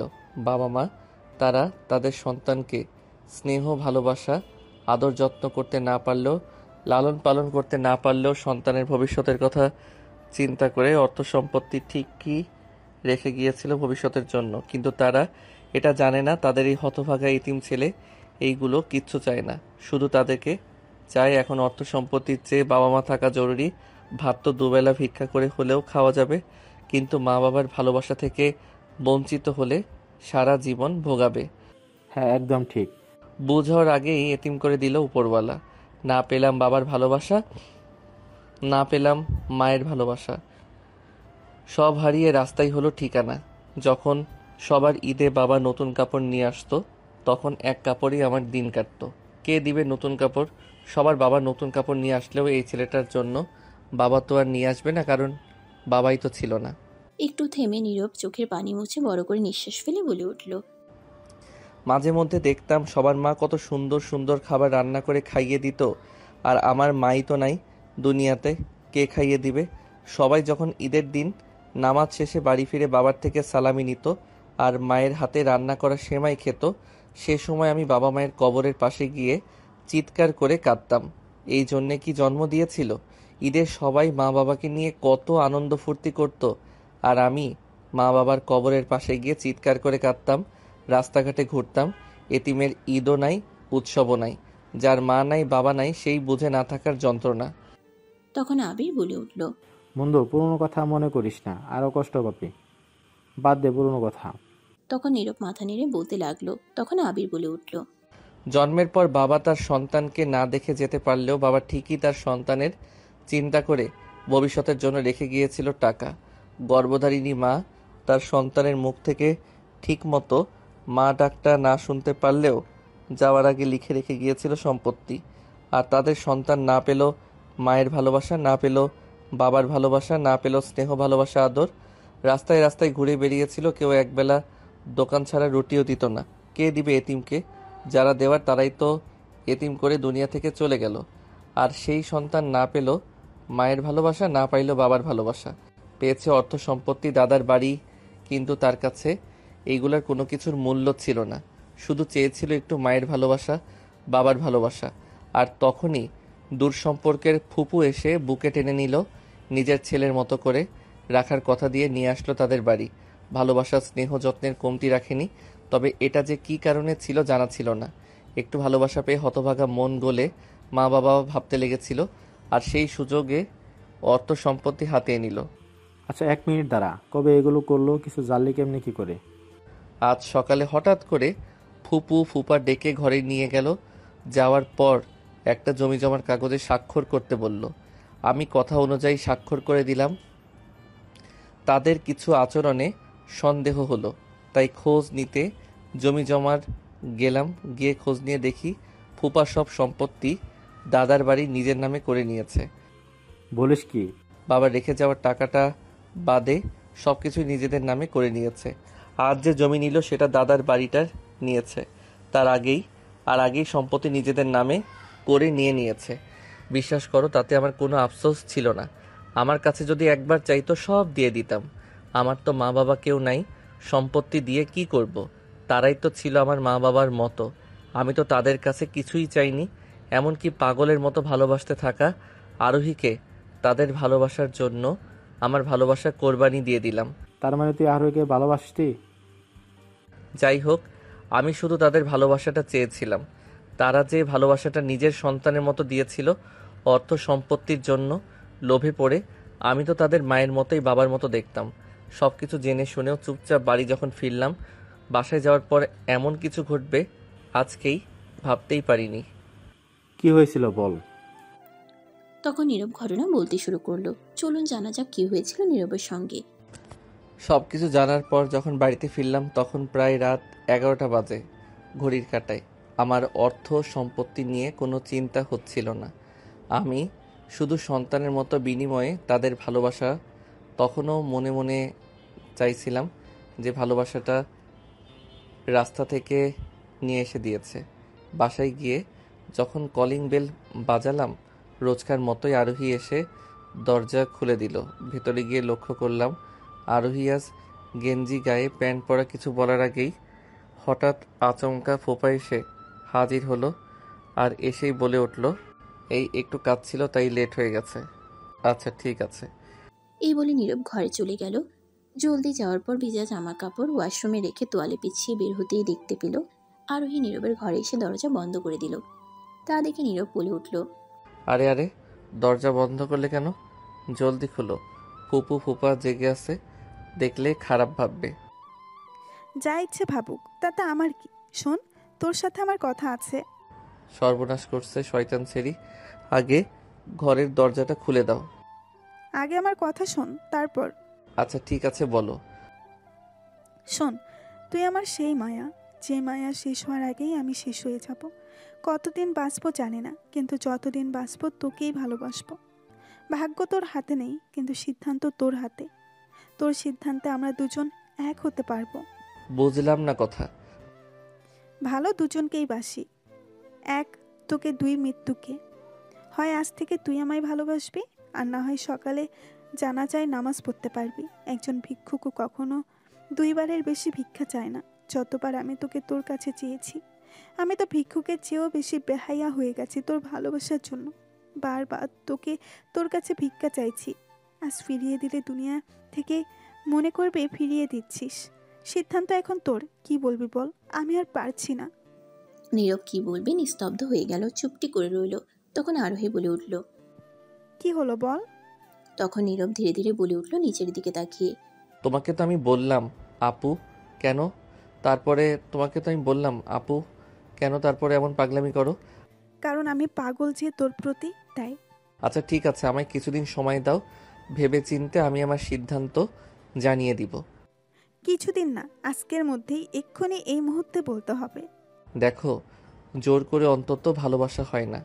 আর আমি এমন একটা সিদ্ধান্ত হুটহাট করে কিভাবে নেই, যারা নিজের সন্তানের মতো করে বড় করে তুলেছে, আমি অন্তত তাদের বিশ্বাস ভাঙতে পারি না। যদি তারা জানার পর আমার মতামতের বিরুদ্ধে যায়, তখন নানান ধরনের কথা উঠবে।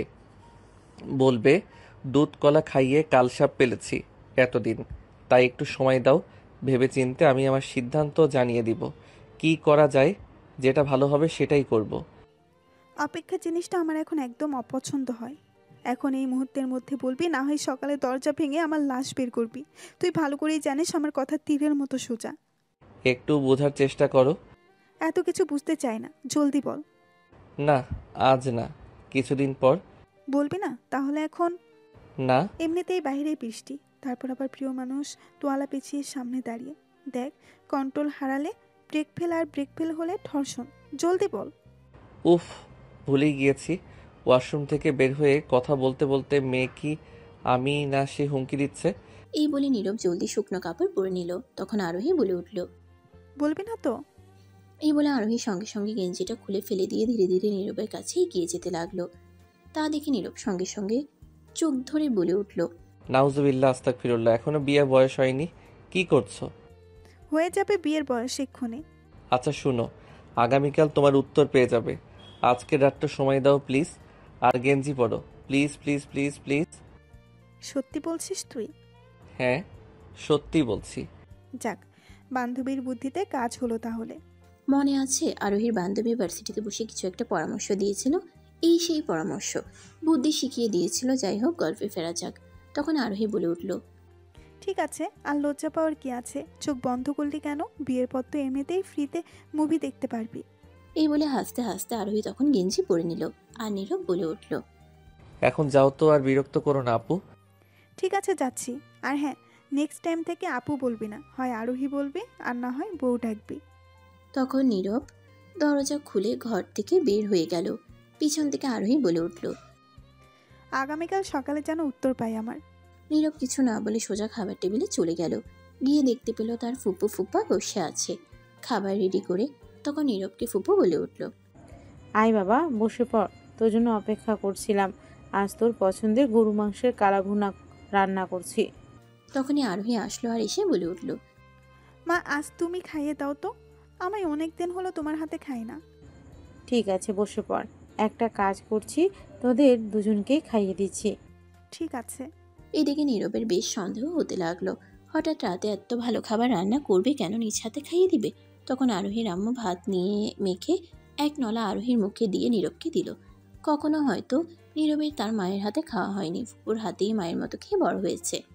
যতবার খেয়েছে মায়ের কথা ভেবে কান্না করছে। আজকেও তাই ভাত মুখে নিয়েই চোখ দিয়ে পানি গড়িয়ে পড়ল। তখন আরোহীর আম্মু বলে উঠল, এই বোকা ছেলে আবারও কাঁদছে। এই বলে আঁচল দিয়ে চোখের পানি মুছে বলে উঠল, কাঁদিস কেন বোকা ছেলে? আমি কি তোর মা নই? নীরব মাথা নাড়িয়ে হ্যাঁ বলল। তখন আরোহীর আম্মু বলে উঠল, তাহলে কাঁদছিস কেন? একদম কাঁদবি না বলে দিলাম, চুপচাপ খা। তারপর চুপচাপ খাবার খেয়ে নিল। আরোহীর আব্বু সঙ্গে ছিল, খাওয়ার সময় কোনো কথা বলেনি। খাওয়া শেষে বলে উঠল। তখন আরোহী বলে উঠল, আব্বু, বাইরে তো বৃষ্টি, কি করবে গিয়ে এখন? ঠিক আছে, তবে দুজনেই সাবধানে যেও। তার উপর নীরব ঘর থেকে ছাতা বের করে দুজনে মিলে ঘরের পিছনের দিকে গেল। সেখানে একটু ফাঁকা জায়গা, অপ্রয়োজনীয় জিনিস রাখা হয় আর বাড়ির বিদ্যুৎ লাইন আছে, তবে সেটা নিরাপদ মতোই। যাওয়ার পর দেখতে পেল কিছুই নাই। তখন নীরব বলে উঠল, কোথায়? এখানে তো কোনো গাছের ডাল নেই। ফুপা কেন আসছেন? এই বলা মাত্র নীরবকে পিছন থেকে কেউ যেন মুখ চেপে ধরল। তারপর সঙ্গে সঙ্গে হাত পা বেঁধে ফেলল। চোখে কাপড় বেঁধে মুখে কাপড় ঢুকিয়ে দিল যাতে শব্দ করতে না পারে। নীরব চেষ্টা করলো নিজেকে ছাড়ানোর জন্য, কিন্তু লাভ হলো না। লোক অনেক থাকে, একটুও নড়াচড়া করতে পারলো না, কিছু বলতেও পারছে না। চিৎকার করার মতো অবস্থায় নেই। কে বা কারা তার সাথে এমন করছে দেখতেও পারছে না। চোখ বাঁধা, হাত পা বাঁধা, মুখে কাপড় ঢুকিয়ে রাখা। ব্যর্থ হয়ে হাল ছেড়ে দিল। তখনই শুনতে পেল আরোহীর আব্বু কাউকে ধীরে আস্তে করে বলছে। নীরব কথাগুলো শুনে যেন বিশ্বাস করতেই পারছিল না। তখন চিৎকার করে কাঁদতে ইচ্ছে করছিল।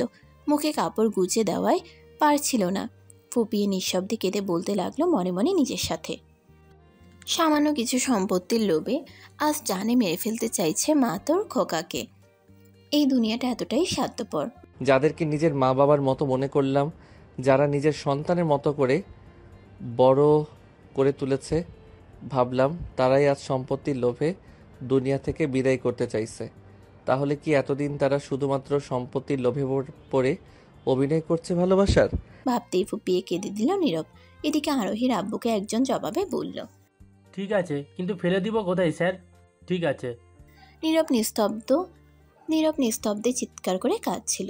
হঠাৎ পায়ে ব্যথা অনুভব করলো, তাকে পায়ে মারা হচ্ছে। ব্যথায় চিৎকার দিতে পারছে না, মুখে কাপড় ঢুকিয়ে রাখা, তাই এক একটা আঘাতে নীরব চিৎকার করে মা বাবাকে ডাকছিল।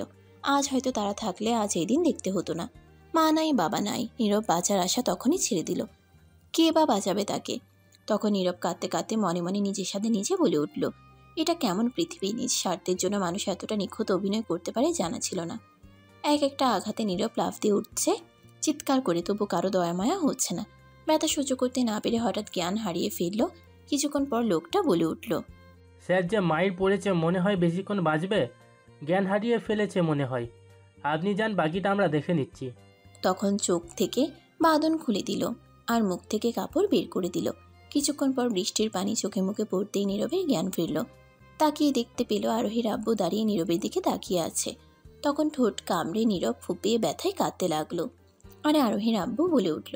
নীরব ব্যথায় গড়াগড়ি করতে লাগলো। তখন আরোহীর আব্বু বলে উঠল, ঠিক আছে স্যার। কথা মতো লোকগুলো নিয়ে যেতে লাগলো। হাত পায়ের বাঁধন খুলে দিল তারা। তা দেখে আরোহীর আব্বু বলে উঠল, আপনি নির্ভয়ে থাকুন স্যার। যেই মার দিয়েছেন সম্ভব না দৌড়ে পালিয়ে যাওয়া। হাত পায়ের বাঁধন খুলে দেওয়ার পর দাঁড়াতেই পারছিল না নীরব। দাঁড়ানোর জন্য দাঁড় করালে নীরব ব্যথায় বারবার চিৎকার করছিল। তাই মুখে আবারও কাপড় ঢুকিয়ে দিল লোকগুলো। তখন আরোহীর আব্বু নীরবের ঘাড়ে ধরে বাসার সামনে নিয়ে গেল। গেটে হাঁটিয়ে যাওয়ার পর আরোহীর আব্বু নীরবের ঘাড় ধরে ধাক্কা দিয়ে লাথি মেরে গেটের বাইরে বের করে দেয়। তারপর সে সেখান থেকে চলে গেল। কিছু দূর যাওয়ার পর লোকগুলো যখন তাদের গাড়িতে উঠবে, তখনই হঠাৎ সেনাবাহিনীর গাড়ি কোথা থেকে জানি আসলো। রাস্তার সাইড দিয়ে নিয়ে যাচ্ছিল বিধায় দেখে ফেলেছিল সেনাবাহিনীর গাড়ি। আর গাড়ি থামাইতেই লোকগুলো দৌড়ে চলে গেল। বর্তমান তখন নীরব আবিরকে বলে উঠল, তারপর সেনাবাহিনী নিয়ে গিয়ে আমাদের সামনের হাসপাতালে ভর্তি করে দিয়েছিল। অনেক কথাই জিজ্ঞেস করছিল, নানান প্রশ্ন করছিল, কে বা কারা এমন আমার অবস্থা করেছে, মারছে ইত্যাদি। আমি চিনি নাকি? আমি জেনেও না করে দিয়েছি, কারণ লোভে পড়ে তারা অভিনয় করলেও আমি সত্যি বাবা মা হিসেবে ভালোবেসেছিলাম। এতিম তো, তাই অভিনয় বুঝতে পারিনি। মা নাই, বাবা নাই, তাদেরকেই সব মনে করতাম একটু ভালোবাসার জন্য। আর তারা সন্তানের মতো দয়া মায়া দেখিয়ে সম্পত্তি নিয়ে নিল। স্বার্থপর তারা। হয়তো আমি নই, তাদের ভালোবাসা মিথ্যা হতে পারে, আমারটা নয়। তাদের প্রতি আমার কোনো অভিযোগ নেই। শত আঘাতের পরেও এখনও বলবো তাদের ভালোবাসি। কিন্তু আজ তারা শুধু আমায় কাঁদায়নি, আজ আমার রুহু অবধি কাঁদছে। বলার অনেক কিছুই ছিল, বলবো না আজ, অন্য কোনো দিন হয়তো বলবো। আজ যাই রে বন্ধু। তখন আবির বলে উঠল, আমি তো লক্ষ্যই করিনি তোর শরীরে যে ব্যান্ডেজ করা। মানুষ এতটা জঘন্য খারাপ কেমনে হতে পারে ভাবতেই পারছি না। আরোহীর বাবা এতটা জঘন্য খারাপ কবে জানা ছিল না। সামান্য কিছু সম্পত্তি লোভে পড়ে একজন অনাথ এতিম ছেলেকে এনে আশ্রয় দিয়ে নিজের সন্তানের মতো ভালোবাসা দেখিয়ে এতদিন তাহলে মা বাবার অভিনয় করছে শুধুমাত্র সম্পত্তির লোভে পড়ে। ভালোবাসা, আদর, যত্ন রেখেছিল এই লোভে। শেষ পর্যন্ত জীবনটাই কেড়ে নিতে চাইলো। এতটাই লোভী? তুই চিন্তা করিস না, আমি দেখে নেব। আমার বন্ধুর গায়ে হাত তুলেছে, এর পরিণতি কতটা ভয়ঙ্কর হয় দেখিস। থাক না ভাই, তারা তাদের মনের আশা পূর্ণ করে নিয়েছে। জবাব আমার দিতে হবে না। মনে রাখবি সবসময় একটা কথা, রূপে রূপান্তর। সময় কিন্তু জাদুকর। আজকে তোমার, কালকে আমার। পাপে জয়, পাপেই ক্ষয়। অতি পাপে মরণ হয়। সময়ও কিন্তু কথা কয়। তাই বলে কি হয়েছে, ছেড়ে দিবি? এই পাপের প্রায়শ্চিত্ত থাকে, একদিন দিতে হবে। আমি উপরওয়ালার কাছে ছেড়ে দিলাম। তোর কিছু বলতে হবে না। শুধু যাওয়ার আগে এতটুকু বলে যাই, কথাগুলো কাউকে বলিস না। আমার সাথে যা হয়েছে নিজের মধ্যে গোপন রাখিস। আমাদের বন্ধুত্বের কসম। আবির নিস্তব্ধ হয়ে গেল নীরবের কথা শুনে। যে মানুষ তাকে সম্পত্তির লোভে দুনিয়া থেকে বিদায় করে দিতে চাইল, আর তাকেই কিনা কিছু না বলতে বাধা দিচ্ছে, কিছু না বলে ছেড়ে দিচ্ছে। তখন নীরব বলে উঠল আবিরকে, শুন বন্ধু, যাওয়ার আগে একটা কথা বলে চাই। একজন অনাথ এতিম ছেলের জন্য এই পৃথিবীতে জীবনযাপন করা সত্যিই কঠিন রে। মা বাবাই হচ্ছে একটা পৃথিবী, আর এই মা বাবা নামক পৃথিবী হারিয়ে গেলে তখন বোঝা যায় কতটা অসহায় এই পৃথিবীতে একটা এতিম ছেলে। হয়তো কথাটা থাকতে বুঝবি না, যখন না থাকবে তখন বুঝবি কতটা মূল্যহীন সবার কাছে। একদিন দুদিন তারপর সবার কাছে অমূল্যহীন হয়ে পড়বি। কথাটা মাথায় রাখিস, আমি নিজেই তার প্রমাণ। শোন, তখন নীরব একটু থেমে আবারও বলতে লাগলো। আমার বাবা মায়ের মৃত্যুর পর যখন দাদার কাছে ছিলাম তখন কতই না মানুষের ভালোবাসা দেখলাম। যখন দাদা মারা গেল সবই উধাও হয়ে গেল, কেউ আর দায়িত্ব নিল না। এক সপ্তাহ সর্বোচ্চ রেখেছিল একজনের বাড়িতে, সারা জীবনের জন্য পারবে না, কারণ আমি অন্যের ছেলে বলে খাইয়ে পরিয়ে সময় নষ্ট ছাড়া তাদের কাছে আর কিছুই না। সবার মুখে এটাই শুনতাম, কারোর উঠানে ও জায়গায় হয়নি, মুখ ফিরিয়ে নিয়েছিল সবাই। রাস্তায় রাস্তায় ঘুরে বেরিয়েছি, এক বেলার বেশি কেউ খাবার দেয়নি। কুকুরের মতো এইখানে ওইখানে যা পেয়েছি ক্ষুধাই খেয়েছি, কারণ আমার তো দুনিয়াতে কেউ নাই। মা বাবা থাকা কতটা প্রয়োজন তা থাকলে হয়তো বুঝবি না। না থাকার কারণে কতটা তীব্র যন্ত্রণা ভোগ করতে হয়, কতটা কষ্ট হয় তা একমাত্র এতিমরাই জানে। অর্থ সম্পত্তির চেয়ে মা বাবা থাকা জরুরি। হ্যাঁ, ঠিক বলেছিস। আজ থেকে সব কিছু মানুষ বা বাবার মূল্য বুঝে না। সমাজে এমন চিহ্ন বহু দেখা যায়, সামনে এক পিছনে আরেক। তোকে আর একটা কথা বলি, কখনো মা বাবাকে কষ্ট দিস না রে। দেখ না, আমার মা নাই, বাবাও নাই। চিৎকার করলে এখন চোখের পানি মুছে দেওয়ার মতো কেউ নাই। অসুস্থ হলে সারা রাত জেগে সেবা যত্ন করার মানুষও নেই। বাবা নামক বটগাছের ছায়াটাও নাই। হারিয়ে গেলে কাঁদতে পারবি, কিন্তু কোনো লাভ হবে না। আফসোস, আমার হতভাগা পোড়া কপাল। যাই, পরিবার পাইলাম, একটু সুখ পাইলাম, তখনই তারা বুঝিয়ে দিল স্বার্থপর দুনিয়ায় ভালোবাসা বলতে কিছু নাই। হয় মরো, না হয় মেরে বাঁচো। মা বাবা ছাড়া দুনিয়ায় বেঁচে না থাকার মতোই জীবনযাপন করে যেতে হয়। এই বলে নীরব উঠে দাঁড়িয়ে বলে উঠল। যাই রে বন্ধু। তখন আবির জড়িয়ে ধরে কেঁদে দিল আর বলে উঠল। তোকে কি বলে যে সান্ত্বনা দিব ভেবে পাচ্ছি না, বাসা হারিয়ে ফেলছি। আজ তবে এতটুকু বলতে পারি, তোর পাশে সবসময় আছি, থাকবো। তারপর আবিরকে ছাড়িয়ে নীরব বলে উঠল। যাই রে বন্ধু। আমার বাড়িতে থাক না ভাই। না রে বন্ধু, আর কারোর কাছে আশ্রয় চাই না। আশ্রয় চাইতে চাইতে এই পর্যন্ত আসলাম জীবনের। এখন আর কারোর কাছেই আশ্রয় চাই না।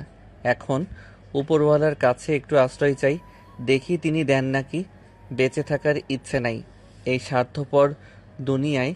যতক্ষণ নিঃশ্বাস প্রশ্বাস চলছে বিষাক্ত মনে হচ্ছে আমার কাছে। হয়তো এটাই শেষ দেখা তোর সাথে। এখন মা বাবার সাথে গিয়ে একটু সময় কাটিয়ে তারপর মনের কথাগুলো বলে অজানা গন্তব্যে হাঁটব। হারিয়ে গেলে ক্ষমা করে দিস। আবির নিশ্চুপ হয়ে দাঁড়িয়ে আছে। কী বা বলবে? ছেলেটা বড্ড ক্লান্ত। না আটকানো ভালো, আটকানোর মতো ক্ষমতা জেনে আর তারপর নীরব মুচকি একটা হাসি দিয়ে খুঁড়িয়ে খুঁড়িয়ে যেতে লাগলো। তখন আবিরের হঠাৎ করে কিছু একটা মনে পড়ার পর বলে উঠল পিছন থেকে। তুই চলে গেলে আরোহের কি হবে? তাহলে যে মেয়েটা দীর্ঘ 18টা বছর ধরে ভালোবাসা পাগলের মতো, যে মেয়েটা তোকে পাওয়ার জন্য বেকুল হয়ে আছে, বারবার বেহায়ের মতো তোর কাছে ভিক্ষা চাইছে, সেই মেয়েটার ভালোবাসা কি কোনো মূল্য নেই তোর কাছে তাহলে? তখন নীরব সঙ্গে সঙ্গে দাঁড়িয়ে গেল। তখন আবির আবার বলে উঠল। মেয়েটার তো কোনো দোষ নেই, তাহলে মেয়েটাকে কেন কষ্ট দিবি? সত্যি তোকে অনেক ভালোবাসে, তুইও তো ভালোবাসিস। তাহলে আরোকে নিয়ে অন্য কোনো জায়গায় চলে যা, নতুন করে জীবন শুরু কর। তখন নীরব বলে উঠল। সম্ভব নয় রে আর বন্ধু। কেন সম্ভব নয় বলবি? আমি বড্ড ক্লান্ত আমার জীবন নিয়ে, তাই শান্তির একটা ঘুম চাই। আমি চাই না তার জীবনটা একেবারে নষ্ট হয়ে যাক, কারণ এই দুনিয়াটা আমার জন্য বিষাক্ত মনে হচ্ছে। ছোবল খেতে খেতে আমি মৃত্যুর দ্বার প্রান্তে। আমি এখন একটু শান্তিতে নিঃশ্বাস নিতে চাই। আচ্ছা মানলাম তোর শান্তির নিঃশ্বাস প্রয়োজন। তোর কি মনে হয় আরোহী খুব শান্তিতে থাকতে পারবে, শান্তিতে নিঃশ্বাস নিতে পারবে তোকে ছাড়া? এই বলে আবির চুপটি করে রইল। তখন নীরবের উত্তর না পেয়ে আবারও বলে উঠল। যে মেয়েটা তোকে একটা ঘন্টা না দেখে থাকতে পারে না, কণ্ঠ না শুনলে মন স্থির ওই ছটফট ছটফট করতে থাকে, সেই মেয়েটা তোর কাছে মনে কি করে হয় থাকতে পারবে? তুই কি নিজের বিবেকের কাছে প্রশ্ন কর। প্রশ্ন করে উত্তর দেওয়ার মতো আর সময় নেই। আমি বড্ড ক্লান্ত। ব্যথার বার অনেক হয়ে গেছে। সুখ তো সেই শিশুকাল থেকেই হারাইলাম। আর সুখ সইবে না এই দেহে মাটি ছাড়া এখন। আরোহীকে তুই কি বলবি তাহলে? একটা মেয়ে আমাকে অসম্ভব ভালোবাসার পরেও তারে আমি কষ্ট বাদে কিছু দিতে পারিনি। তুই শুধু এতটুকু বলে দিস, তোর সাথে দেখা বা কথা হলে জিজ্ঞেস করলে নীরব তার সিদ্ধান্ত জানিয়ে দিয়েছে, তাই সে ভালোর জন্য এইখানে চলে গেছে। এই বলে নীরব খুঁড়িয়ে খুঁড়িয়ে ধীরে ধীরে বের হয়ে চলে গেল চোখের পানি মুছতে মুছতে। আবির বেশ কয়েকবার পিছন থেকে আরোহীর সাথে নতুন করে জীবন শুরু করতে বলল, কিন্তু নীরব কোনো জবাব না দিয়ে চলে গেল। এদিকে নীরব বাইরে গিয়ে বৃষ্টিতে হাঁটতে হাঁটতে বলতে লাগলো, খোদা, আমি বড্ড ক্লান্ত এই স্বার্থপর দুনিয়ায়। তোমার কাছে কি একটু জায়গা হবে? আমার যে আর কোথাও যাওয়ার জায়গা নেই, একটু জায়গা দিও। পারলে আমার মায়ের পাশে, বাবার পাশে শীঘ্রই দাও, নিঃশ্বাস নিতে কষ্ট হচ্ছে। এই বলে নীরব বৃষ্টিতে খুঁড়িয়ে খুঁড়িয়ে যেতে লাগলো। এদিকে আবির ভাবছে আরোহীর কথা। যদি মেয়েটা ঘুম থেকে উঠে এক নজর না দেখে, তার প্রিয় মানুষকে তখনই ব্যাকুল হয়ে যাবে এক নজর দেখার জন্য। যদি তখন খুঁজে না পায়, সারা বাড়ি তো নতুন করে ফেলবে, পাগল হয়ে যাবে না দেখলে। তোর মা বাবা বলবে না? তখন যদি আমার কাছে কোনো কিছু জানতে চায়, নীরবকে না পেয়ে যদি প্রশ্ন করে, উত্তর কি দেবো আমি? আবির ভাবতে লাগলো নানান চিন্তায় আর সারা রাত ঘুমাতে পারেনি। সকালে তার মা এসে দেখে ছেলে বসে আছে, তখন তা দেখে বলে উঠল, কিরে বাবা, আজ এত তাড়াতাড়ি ঘুম থেকে উঠে গেলি না ডাকতেই? আজ ঘুমটা খুব ভোরে ভেঙে গেছে মা, আর ঘুম আসেনি। আচ্ছা বাবা, রাতে কি কেউ আসছিল নাকি? তুই বাহিরে গিয়েছিলি, গেট খোলা, দরজা খোলা দেখলাম। নীরব আসছিল মা, তাই দরজা খোলা বন্ধ করতে ভুলে গেছিলাম। এই জন্য তো বলি, এত সকালে কেন উঠে পড়লি? কোনো দরকারে আসছিল মনে হয়। তেমন কিছু না। তো কি? আবিরের আম্মু কিছু বলতে গেলেই হঠাৎ দরজার বাহির থেকে কেউ বলে উঠল, ভেতরে আসতে পারি কি? আবির তাকিয়ে দেখে আরোহী। তখন আবিরের মা বলে উঠল, আরে আরোহী মাঝে কতদিন পর আসলে, কেমন আছো? এই তো ভালো, আপনি কেমন আছেন? ভালো মা। তা আজ কি মনে করে আমাদের বাসায়? এই তো একটু আবির ভাইয়ের সাথে কিছু কথা বলতে আসছি, দরকারি তাই। আচ্ছা বসো, আমি চা বিস্কিট নিয়ে আসছি। এই বলে আবিরের মা চলে গেল। তখন আবিরকে আরোহী বলে উঠল, ভাইয়া তোমার ফোন বন্ধ কেন? কি জানি, দাঁড়াও দেখছি। তখন আবির মোবাইল ফোনটা খুঁজতে লাগলো। দেখতে পেল এক কোনায় পড়ে আছে বিছানার। তখন ফোনটা নিয়ে দেখতে পেল তার ফোনটা আসলেই বন্ধ। তখন আবির বলে উঠল, লক্ষ্য করিনি আপু, কখন যে বন্ধ হয়ে গেছে খেয়ালই করিনি। আচ্ছা যাই হোক, যেই কারণে আসছি, নীরব কি এখানে আসছিল বা কথা হয়েছে তোমার সাথে ফোনে? কেন, কি হয়েছে? সকাল থেকে ঘরে নেই। উঠে গিয়ে দেখি বিছানায় আর মোবাইল পড়ে আছে ঘরে। সারা বাড়ি তন্ন তন্ন করে খুঁজেছি, পাইনি। মাকে জিজ্ঞেস করলাম, বলল জানে না। বাবাকে জিজ্ঞেস করলাম, বলল জানে না। আশেপাশে খোঁজাখুঁজি করে আসছি, নাই। সেই সকাল 6টা থেকে নেই, এখন প্রায় 9টা বাজে। তখন আবির লক্ষ্য করে দেখতে পেল আরোহীর কথার মধ্যেই থরথর করে কাঁপছে। তা দেখে আবির বলে উঠল, তুমি বসো আপু, চিন্তা করো না। তখন আরোহী বিছানায় বসে পড়ল। আরোহী কিছু বলতে যাবে, তখনই আবিরের মা চা বিস্কুট পানি ইত্যাদি দিয়ে আসলো।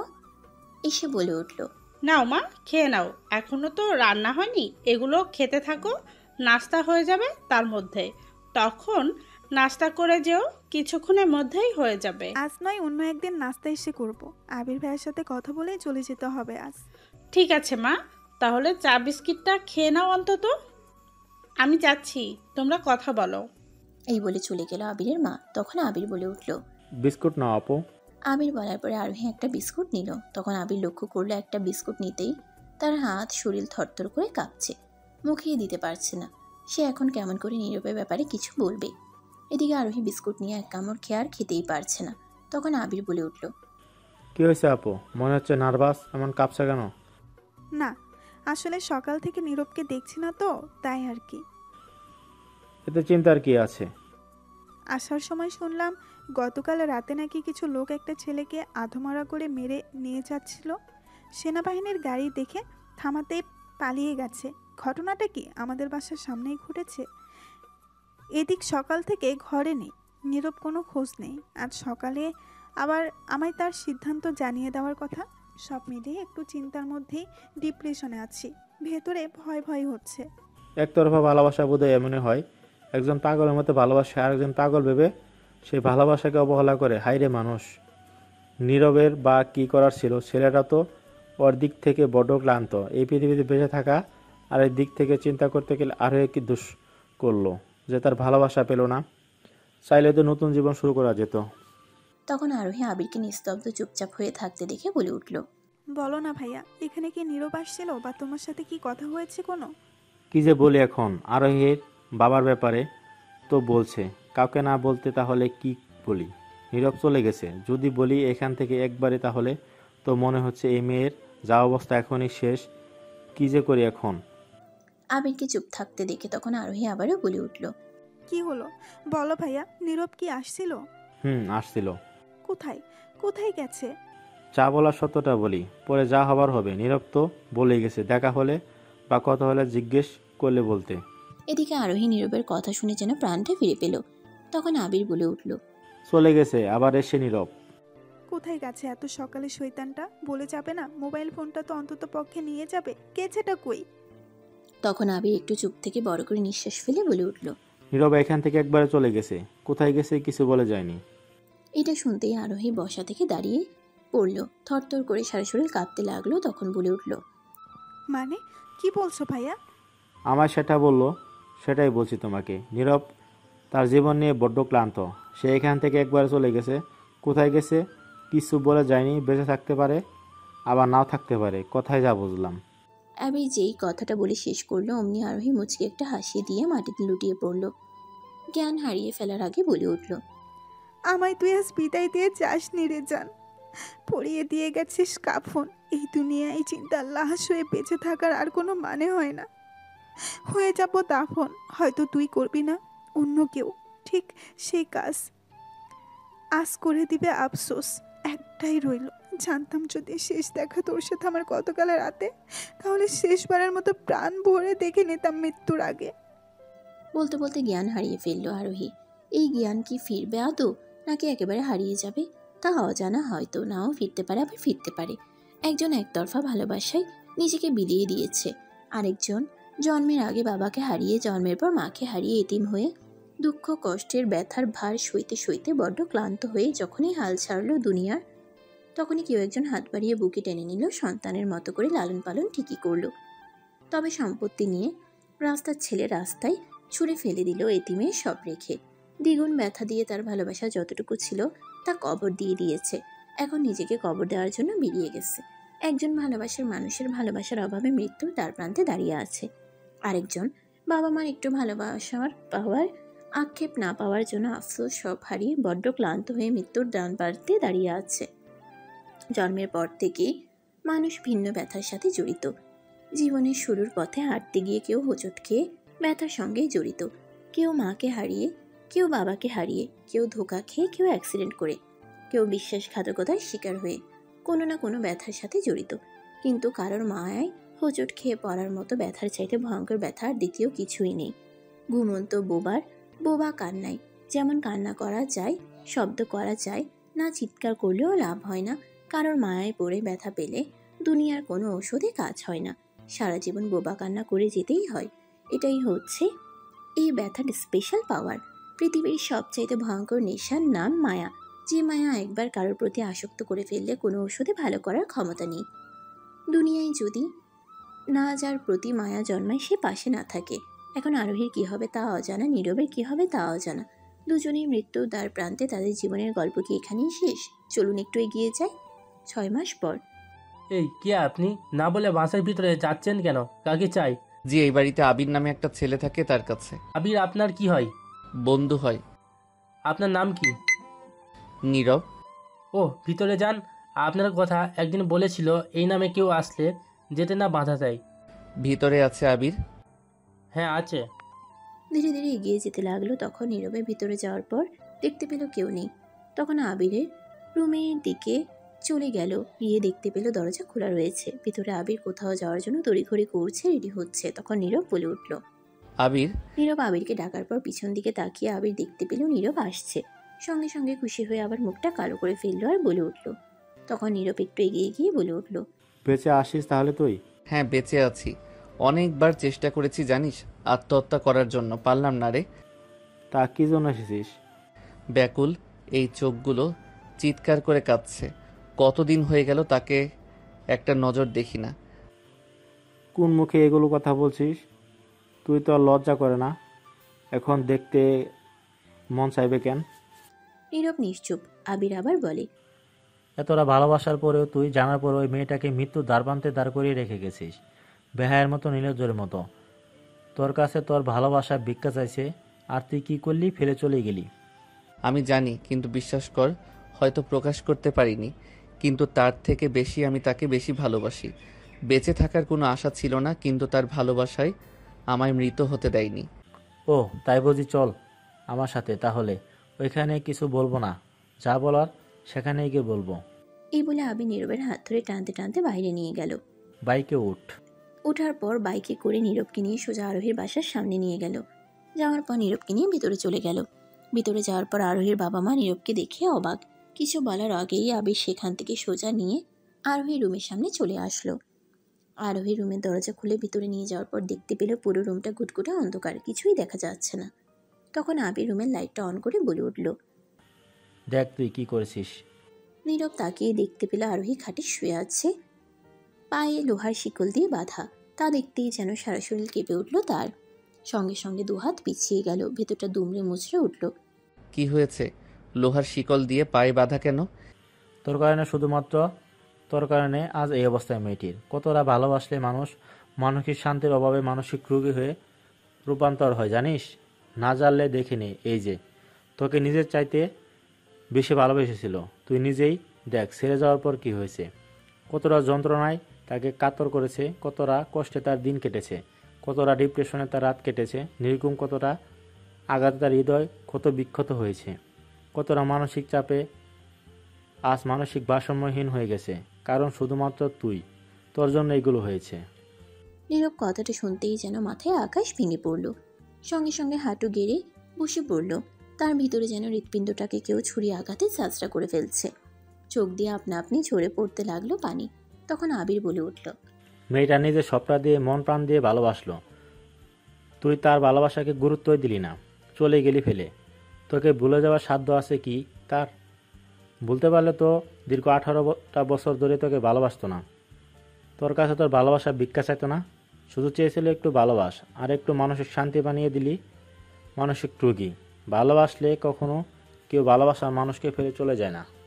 কথাগুলো বলতে বলতে যেন কেঁদে দিল আবির। নিজেও নীরব হাঁটু গেড়ে বসে নিচের দিকে তাকিয়ে নিস্তব্ধতায় আরোহীর দিকে তাকিয়ে কাঁদছে। যতই দেখছে তার রুহ অবধি কেঁপে উঠছে। মনে হচ্ছে তার কলিজাটা কেউ ছিঁড়ে 2 ভাগ করে ফেলছে। সে সত্যি সেদিন ভুল করছে, আরোহীকে তার সঙ্গে নিয়ে যাওয়া উচিত ছিল। কি করবে সে ভেবেই পাচ্ছে না, চিৎকার করে উঠল। তখন আবির বলে উঠল, জানিস যখন তুই চলে গেলি সকালে আরোহী আসছিল, আমি শুধু দেখছিলাম। মেয়েটা সকাল থেকে তোকে দেখতে না পেয়ে তোর জন্য থরথর করে কাঁপছিল। কতটা ভিতরে ভয় ছিল, কতটা গভীর ভালোবাসা থাকলে এমন হয় জানিস? যখন শুনলো তুই চলে গেছিস, একবারে সঙ্গে সঙ্গে জ্ঞান হারিয়ে ফেলেছিল শুনেই। যখন জ্ঞান ফেলল, মেয়েটা নিজেকে শেষ করার জন্য উঠে পড়ে লাগেছিল। একটা মুহূর্তের জন্য যে দুনিয়ায় থাকতে চাইনি, কত বুঝেছি। বলছি নীরব আসবে নিশ্চয়।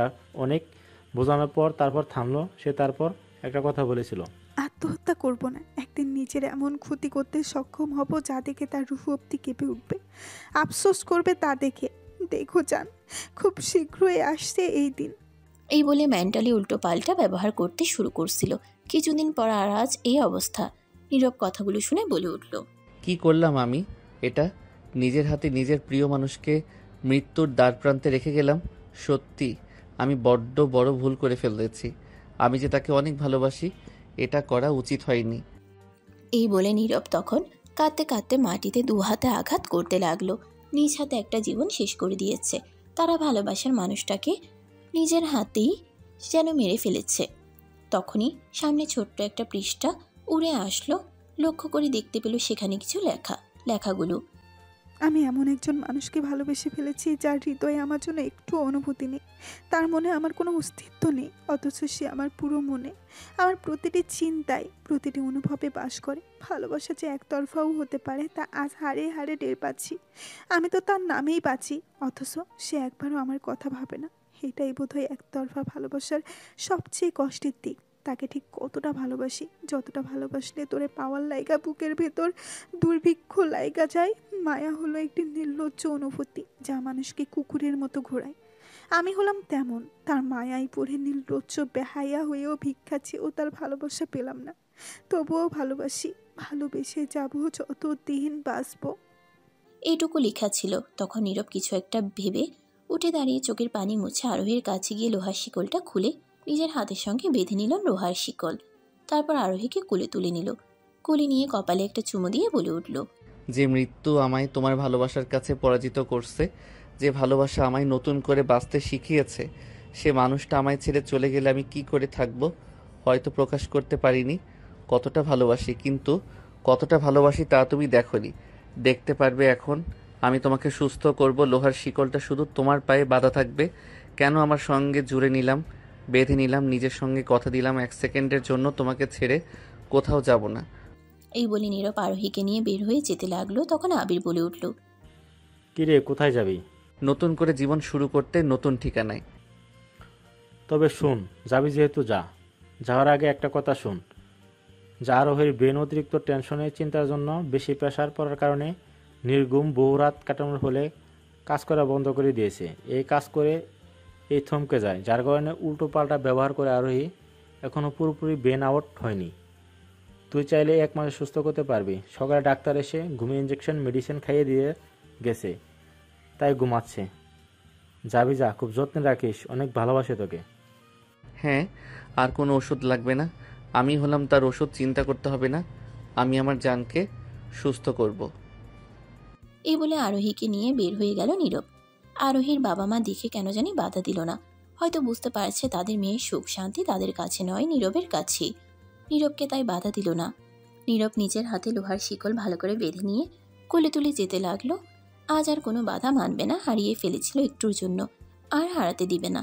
1 সেকেন্ডের জন্য, 1 পলকের জন্য নিজের কাছ থেকে দূরে রাখবে না। এক পাগল আরেক পাগলি। নীরব বাসা থেকে বের হয়ে গেল। রাস্তা দিয়ে হাঁটতে হাঁটতে যেতে লাগলো। তার পাগলিকে এক দৃষ্টিতে তাকিয়ে দেখতে লাগলো, আর ধীরে ধীরে যেতে লাগলো। কিছুক্ষণ পরপর ঠোঁটে কপালে চুমু দিতে লাগলো। সেও যে বড্ড ভালোবাসে।